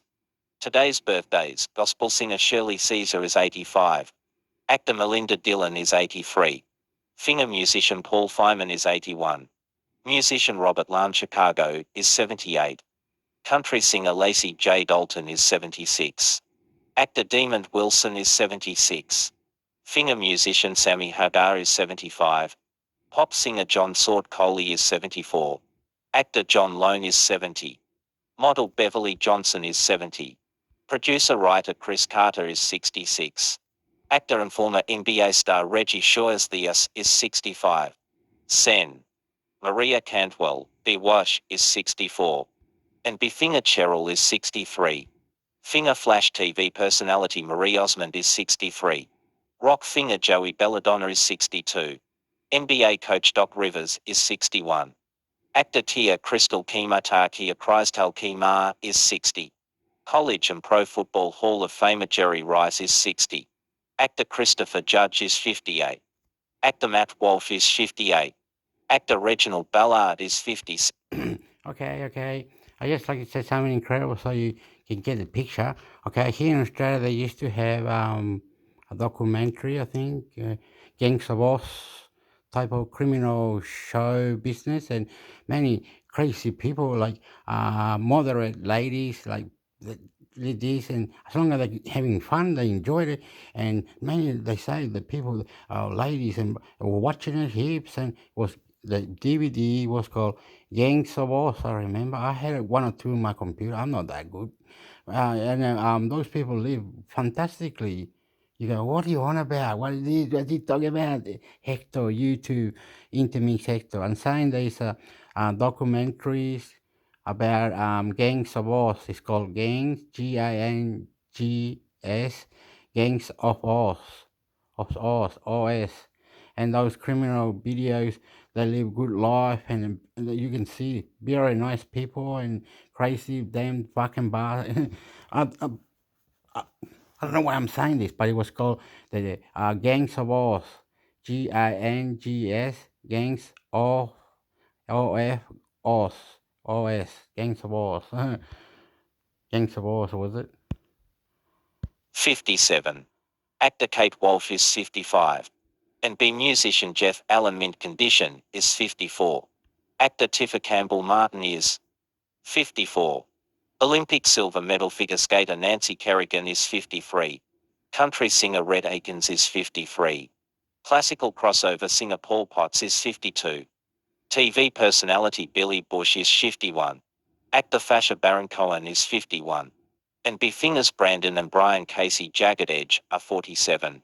Actor Kill Fanches is 46. Former NBA All-Star Paul Pierce is 45.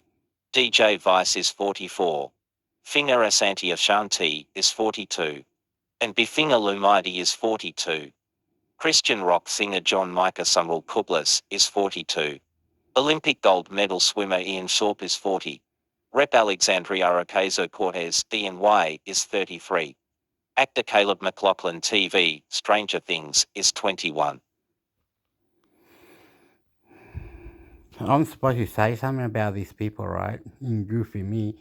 I'm looking at. I gotta put my eye on it, and then I gotta settle. Then I gotta. Kyle Sanchez is 42. The actor Kaylee Sanchez is 46. So to me, she's an actor. Actor, you goofy. All these people, man, they might be alive, dead. Good on you, mate. Very nice. In Australia, like I said, there's a documentary, the bad ones. It was Gangs of War. There was another one in Melbourne, how, you know, one about motorbikes, one about the outback, you know, many news, there's news and heaps of stuff. Always challenging, punch in the mouth, punch in the head or something, criminal things. And people used to watch it in the old days. They used to do it. Have drinky. The ladies were moderate. They were like 32-year-old, nice, tall, sexy, and it was good. And the boys were there. The Wogs, the Slicks, the Lebanese or Syrian or Mexico, Puerto Rico, Nicaragua, Chile. But not anymore. It changed now because of the time and the atmosphere is 2023. My family, they talk loud, they listen and reply like a military man. But it's good. I like it. Whatever tickets you fancy. Don't, I ain't lie. Fucking tickets.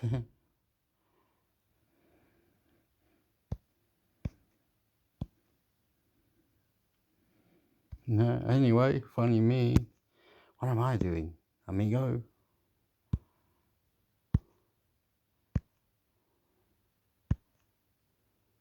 Chile, Easter Island fire damages some statues. App News. Santiago, Chile. A fire that ripped through part of Chile's Easter Island this week has caused permanent damage to some of its iconic carved stone. Figures known as moya, authorities said. The high temperature of the forest fire accelerated the process, through which the stone carvings will eventually turn into fan.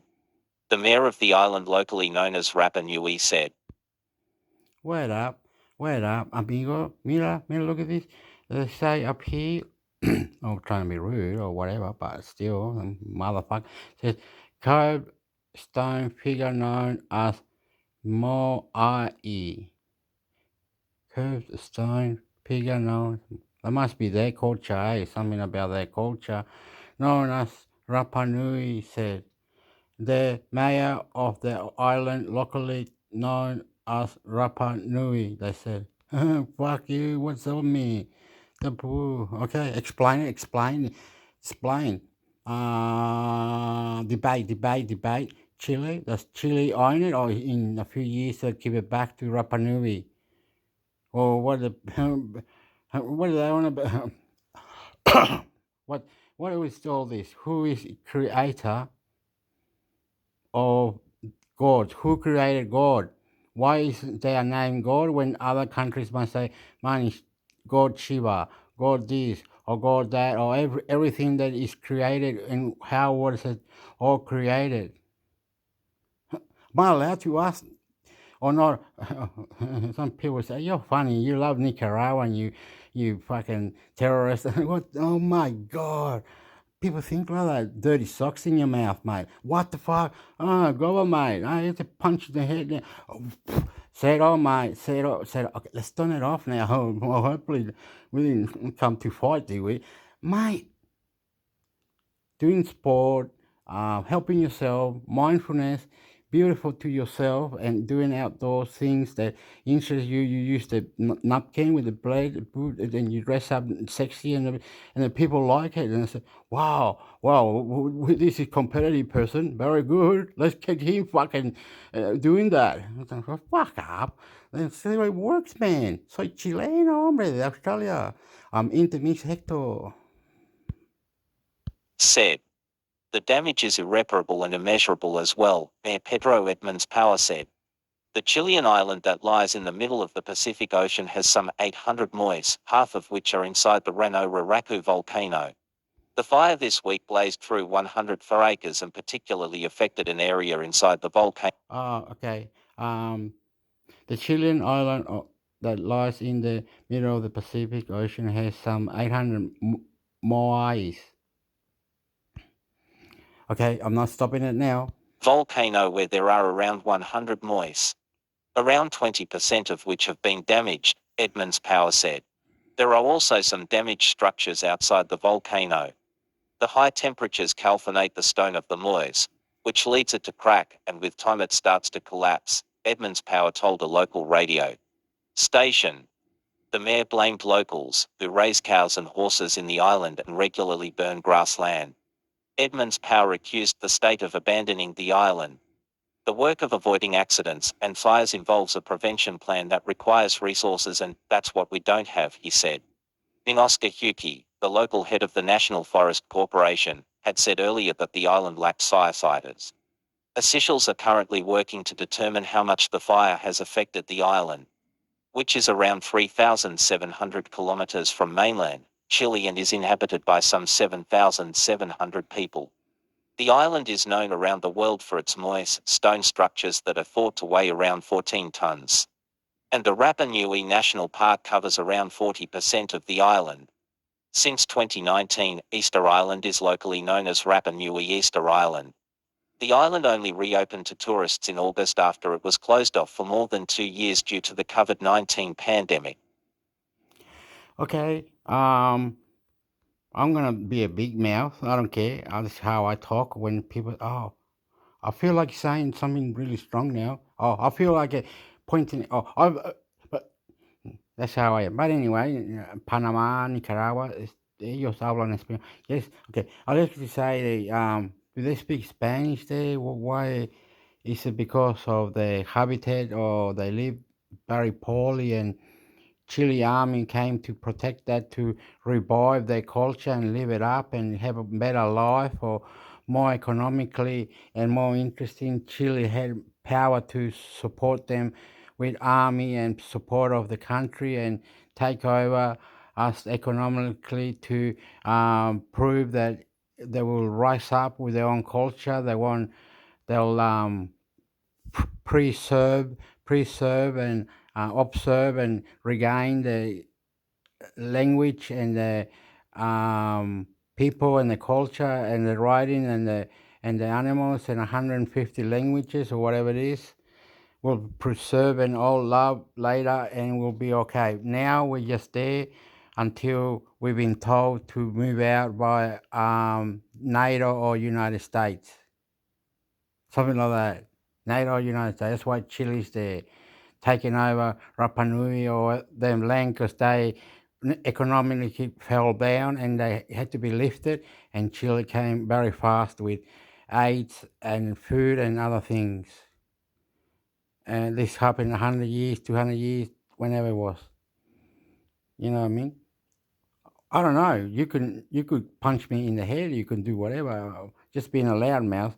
If you want me to be good manners, understanding, I've lost my front two teeth because I got into a fight one day with other stupid and he's drunk and silly. Anyway, I'm not gonna go mention boats or other places.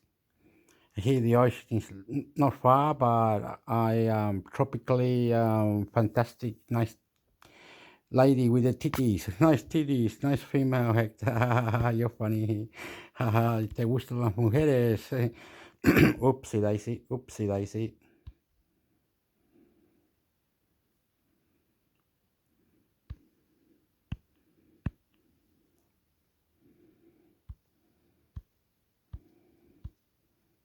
One way just,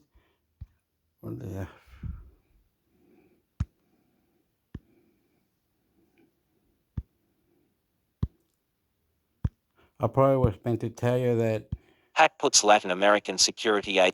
I was meant to tell you that Alex Sanchez played for Manchester United and they discredited him.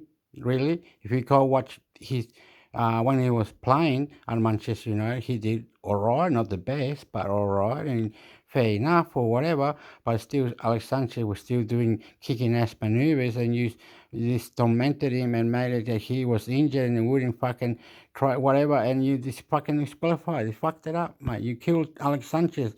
You, Jose, what is it? The new coach wasn't, not the new one, the young one guy. I can't remember, but Alex Sanchez isn't like one of the coaches. I think that's how it is. And arguing and destroying each other for because he was injured, couldn't come in, and when he did, when he's inside, he was playing. Alex Sanchez, they didn't credit him like the champion. You fucking money hungry. Agencies on Edge App News.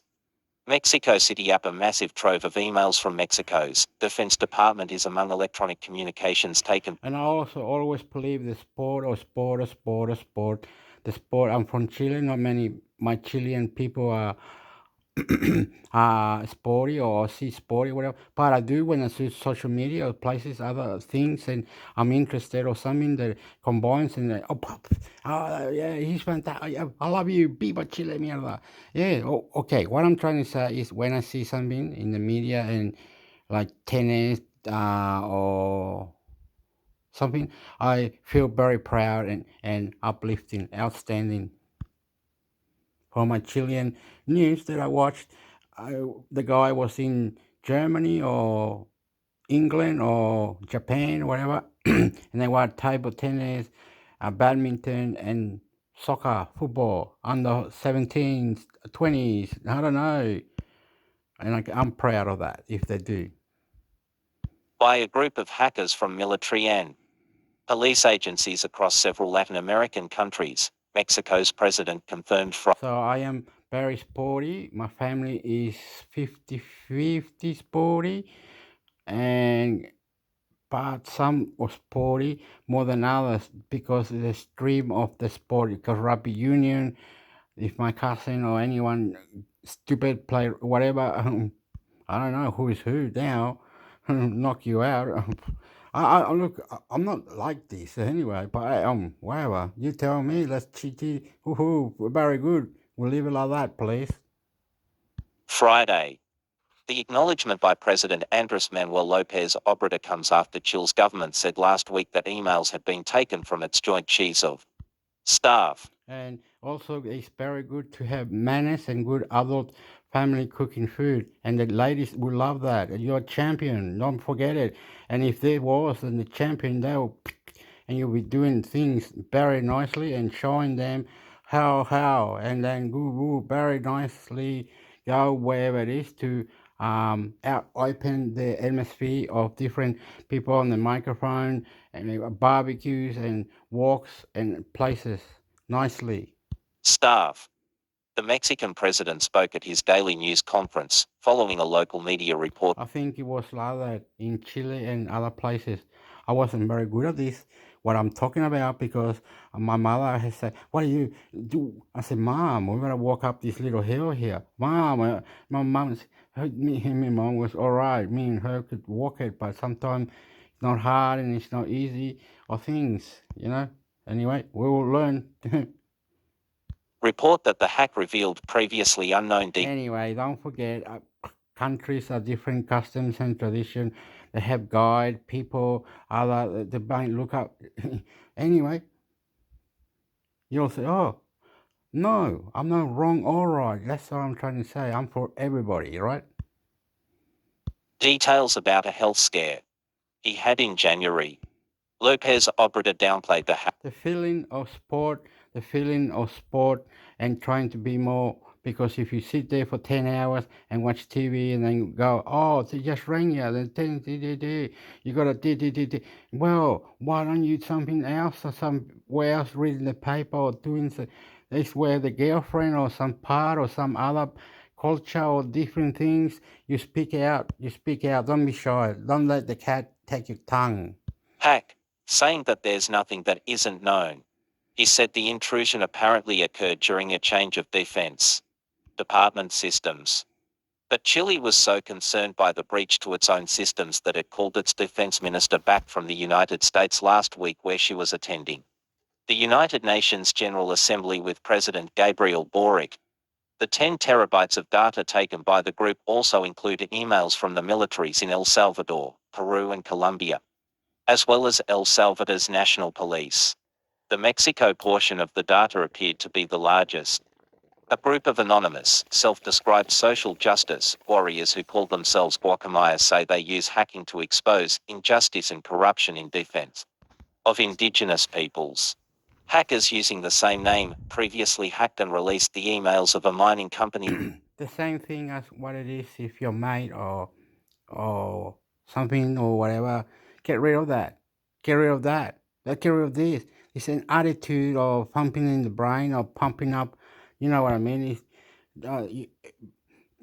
bad, naughty, stupid. Those people shouldn't be doing that. Those people should not be doing that. They're doing it to you, Hector. Fuck them up, mate. Tell them off. Company long accused of human rights and environmental abuses in Guatemala. In a statement accompanying the most recent action, the group complained of the It's just type of person I am, personality. I'm easygoing.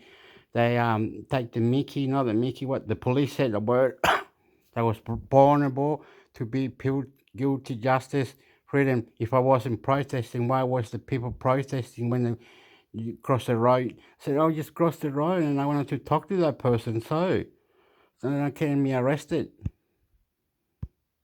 That's stupid, eh?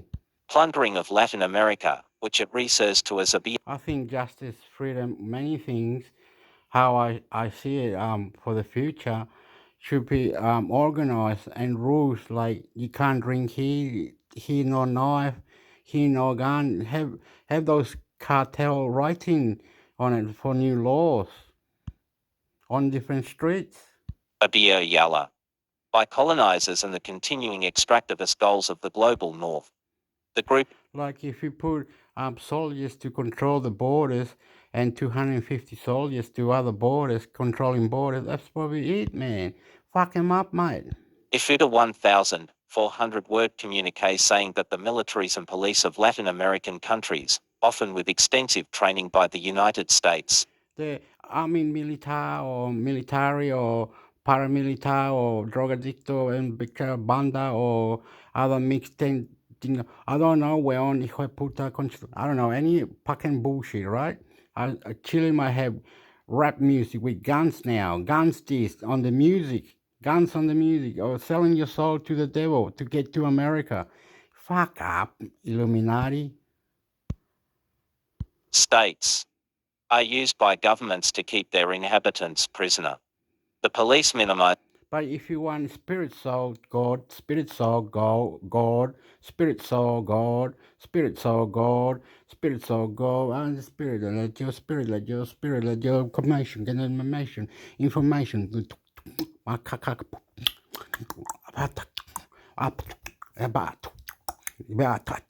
Spirit soul, culture, funks, your brother, your mother, sexy sport, culture, write culture, data, touch your brain. And the name of God, the name of God, put it out there. He's the champion, he's the one. We can make something good out. Japan in the band, went down, rap, hip saw, hall to pa, hilltop hoods, adios, Chile and Australia. Minimize the risk that the people exercise their honourable right to protest, to destroy the system that oppresses them, the group wrote. The group said it would make the documents available to journalists, but so far only a tiny portion has been reported, in part perhaps because of the sheer quantity of the data. In an email exchange, the hackers said that their review of the Mexico emails so far indicated that much of the information was already publicly available, and they doubted there were explosive emails, possibly because more sensitive communications were better protected. But they said there was evidence of the military closely following political and social movements. They said those include relatives of 43 students who were kidnapped by local police and allegedly handed over to be killed by a drug gang in 2014, a case in which some military officers have been accused of involvement, as well as the Zapatista rebel movement that staged a 1994 uprising in southern Mexico, and groups opposed to López Obrador's current effort to build a tour. Voy a hablar en español. Quiero saber cómo esto de la protesta que tuvieron en Chile y otros países que tienen ahora, cómo esto revolucionario, o con la palabra que esto rompe y se va como un golpe grande para pelear una nueva sistema que ellos quieren cambiar de estas protestas, que ellos queman casas, iglesias y matan todas esas cuestiones, cómo eso de la revolución, que es malo o bueno, relaciones, cómo es la cosa. Uno no sabe, uno es cariñoso, buena persona, de todas cosas y peleador y all that. Yo no lo sé, porque lo hacen, ¿no? En Perú o Argentina. Alguien va a venir y va a decir, no, amigo, mira, lo que pasa es así, mira, ahí estaban protestando duro, fuerte, y mataron y quemaron y querían dar vuelta por los políticos, el parlamento, la moneda en Perú, se mataban y allá espantalosamente pistoleros con drogas que tuvieron problemas los criminales.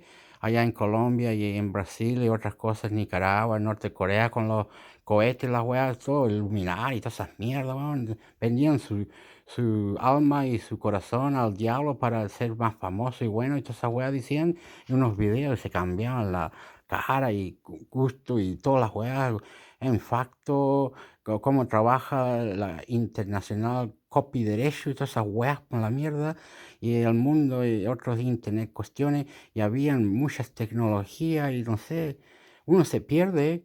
We don't know why they have many protests. In Australia we protest a lot for different things. You can Google this, you can Google that for protesting, and you can see why people are like. Some paint themselves, some have cards and things. It looks interesting. I think where I go to play the drums, and then other people like to watch the news because it keeps a cartel thing. Freedom for my body. I'll do what I want for my body. I'm justice for my body. Cannot take more injection. Doesn't kill the virus, or you're crazy or insane with the political issues or economically or customizing democratic. Well, Tourist train around the Yucatan Peninsula. Rather than seeking monetary benefit or ransom for compromising government information systems through a cyber attack, Guacamaya appears to be more of a hacktivist hack and leak operation with social justice goals.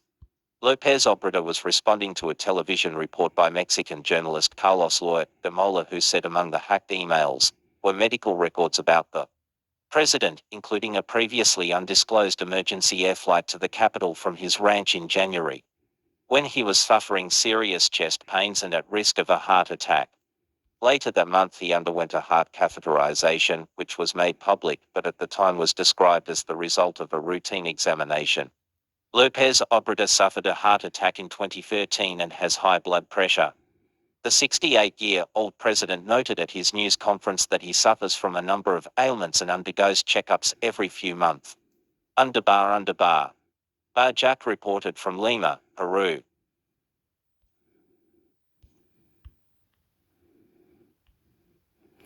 In an email exchange, the hacker said that the review of the Mexican email so far indicated that much of the information was already publicly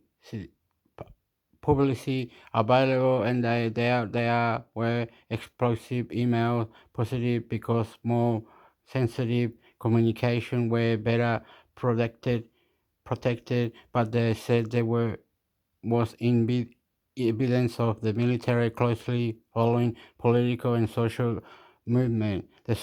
They said those include relation of 43 students who were kidnapped by local police and illegally handed over to by killed by drug dealers in 2014, in case in which some military officers have been accused of involved, as well as the Zapatista rebel movement in that struggle 1994 uprising in the South Mexican, and groups opposed to Lopez Obrador current offer build tourism training around the Yucatan Peninsula. Wow. Are we real? Are we real? Are we real, man? Are we real? Are we real? Huh? Then you're gonna hate me, Hector. Intermix Hector. That's what you're gonna call me. I'm an idiot. I'll love you too.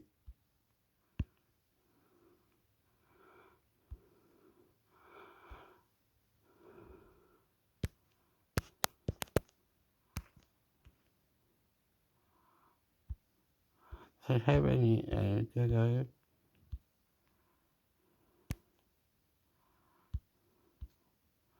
no, we're doing it right. We're doing it as we like it. We didn't do it any other way. We do it as we like it. As we like it ourselves to be more happiness, extra champion. You will love it. Hey, hugs. I like hugs, and I haven't had a hug for years. And a kiss. I need a hug and a kiss for doing all this.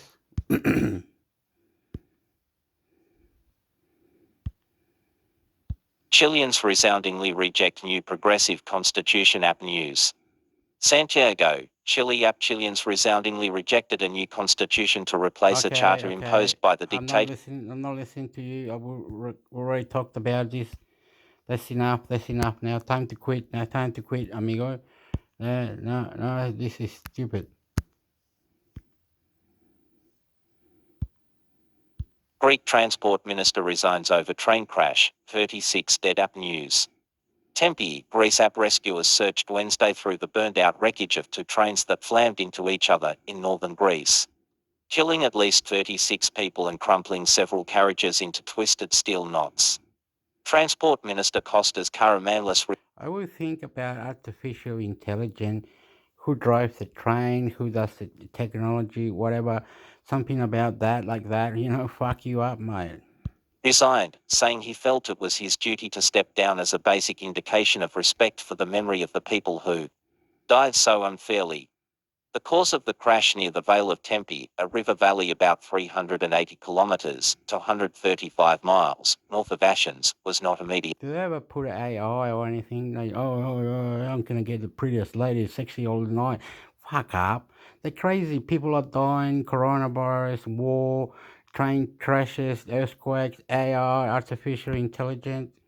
immediately clear. But the stationmaster in the nearby city of Larisha was arrested Wednesday. The police did not release his name. Another two people have been detained for questioning. It's unclear at what speed the... It's like they're like, fuck up, cunt, fuck off. Listen and reply, listen and reply, listen and reply, intermix hector. passenger train and the freight train were travelling when they ran into each other just before midnight Tuesday. But survivors said the impact threw several passengers through the windows of train cars. State broadcaster ERT quoted rescuers saying they found some victims' bodies 30 to 40 metres 100-130 feet from the impact site. Passengers say train crash was like an explosion. A teenage survivor who did not give his name to reporters said that just before the crash, he felt sudden braking and for sparks, and then there was a sudden stop. Our carriage didn't derail, but the ones in front... I love you, intermix hector, intermix hector, I love you, intermix hector. I love you, intermix hector. I love you, A-O-I. I love you, I love you, I love you, I love you. La, le, li, lo, lu. Hey-oh. Sing for me, Hector, get on the floor. Sing for me, Hector, get on the floor. Sing for me, Hector, get on the floor. Dance around, please. Move it, please. I like music like that. DJ Tuch, Fiesta Caliente. And all they say, Fiesta Caliente. Fiesta Caliente. Fiesta Caliente. Bomba la muerte. Bomba la muerte. Vamos. Explotar, tonga, lento, para adentro, para adentro, para afuera, todo lado, izquierdo, este, oeste, mundo. ¿Dónde vamos, mundo? Front did and was smashed, he said, visibly shaken. He used a bag to break the window of his car, the force, and... They were saying this and God, listen and reply. And escape. Stefanos Gogakos, who was in a rear carriage, said the crash shelled like an explosion, and he could see flames at the front of the train. The glass in the windows shattered and fell on top of us, he told ERT. My head hit the roof of the carriage with the jolt. Some people started to climb out through the windows, because there was smoke in the carriage. The doors were closed, but in a few minutes train staff opened them and we got out. Multiple cars derailed and at least one burst into flames. Temperatures reached 1,300 degrees Celsius to 1,372 Fahrenheit, which makes it even more difficult to identify the people who were in it, fire service. Spokesperson Vasilis Varfakouyanis said, wreckage makes rescue efforts difficult. On Wednesday, rescuers turned to cranes and other heavy machinery to start moving large pieces of the trains, revealing more bodies and dismembered remains. There were many big pieces of steel, said Vasilis Polyzhos, a local resident who said he was one of the first people on the scene. The trains were completely destroyed, both passenger and freight trains. Rescuer Lazaros Sarianides told ERT that crews were very carefully trying to disentangle steel, sheet metal and other material that was twisted together.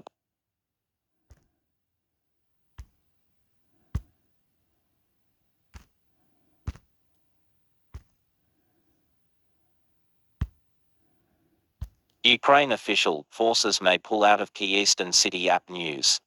Kyiv, Ukraine app. The Ukrainian military might decide to pull troops back from Siki stronghold of Bakhmut. An advisor to Ukraine's president said Wednesday as Russia pursued a bloody, months-long offensive to capture the city. Our military is obviously going to weigh all of the options. So far, they've held the city, but as need be, they will strategically pull back. Alexander Rodniansky, an economic advisor to Ukrainian President Volodymyr Zelensky, told CNN. We're not going to sacrifice all of our people just for nothing. The battle for Bakhmut, in eastern Ukraine's Donetsk province, has become a symbol of Ukrainian resistance as defenders hold out against relentless shelling and Russian troops suffer heavy casualties in the campaign to take the city. Rodniansky noted that Russia was using the best troops of the Wagner Group to try to encircle the city. The private military company known for brutal tactics is led by Yevgeny Prigozhin, a rogue millionaire with longtime links to Russian President Vladimir Putin. Prigozhin said Wednesday that he so far had seen no signs of a Ukrainian withdrawal from the city. He maintained that Kyiv has in fact been reinforcing its positions there. The Ukrainian army is deploying additional troops and is doing what it can to retain control of the city, Prigozhin said. Tens of thousands of Ukrainian soldiers are offering fierce resistance, and the fighting is getting increasingly bloody by day. Recent drone footage shows the scale of devastation in the city, while Zelensky has described it as destroyed. Since invading Ukraine a year ago, Russia has bombarded various cities and towns that it wanted to occupy. It also targeted Ukraine's power supply with missile strikes ahead of winter in an apparent attempt to weaken local morale. While Western analysts have warned that warmer weather might give Moscow an opportunity to launch a renewed offensive, Ukrainian officials nonetheless celebrated Wednesday what is regarded nationally as the first day of spring. Foreign Minister Dmytro Kuleba announced that his country had survived Putin's winter terror. "We survived the most difficult winter in our history," Kuleba wrote on Facebook. The war could become a protracted conflict, analysts say, and Latvian Prime Minister Krišjānis Kariņš said that would demand a response from Kyiv's Western allies. "This is potentially for many years to come where we will have to readapt our military industry, to be able to step up to a much bigger challenge," Kariņš said after talks in Berlin with German Chancellor Olaf Scholz. Meanwhile, one of Zelensky's top advisors, Mikhailo Podolyak, denied on Wednesday that Ukraine had used drones to attack Russian territory following Russian official statements that Ukraine had targeted infrastructure inside Russia. Ukraine does not strike on the territory of the Russian Federation. Ukraine is waging a defensive war with the aim of deoccupying all its territories. Podolyak wrote on Twitter, suggesting the targeting of Russian infrastructure was the result of internal attacks. Ukraine's Western allies have discouraged Ukraine from attacking targets in Russia proper to avoid escalation of the conflict. And Podolyak's statement could reflect an attempt by Kyiv to maintain a degree of deniability in view of those Western concerns.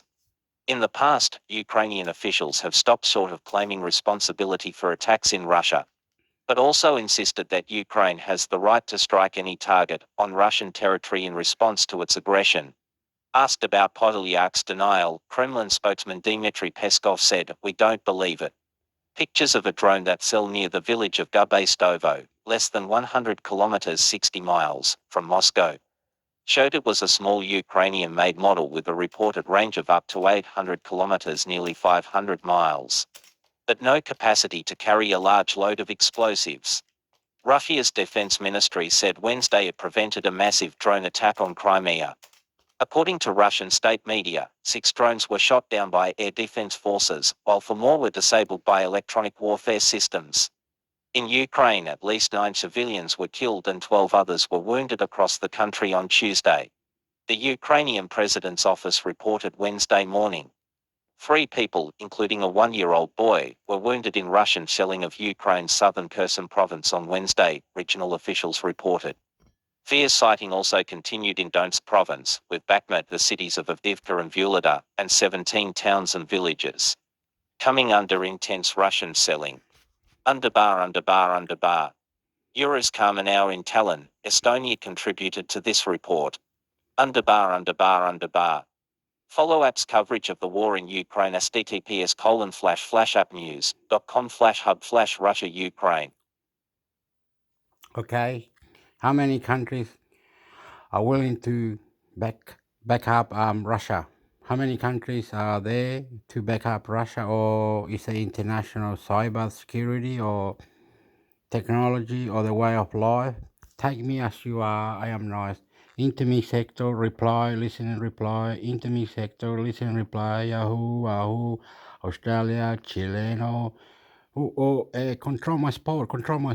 I'm sporty. Fucker. Okay, adios, I'm Intermix hector. Adios, amigo.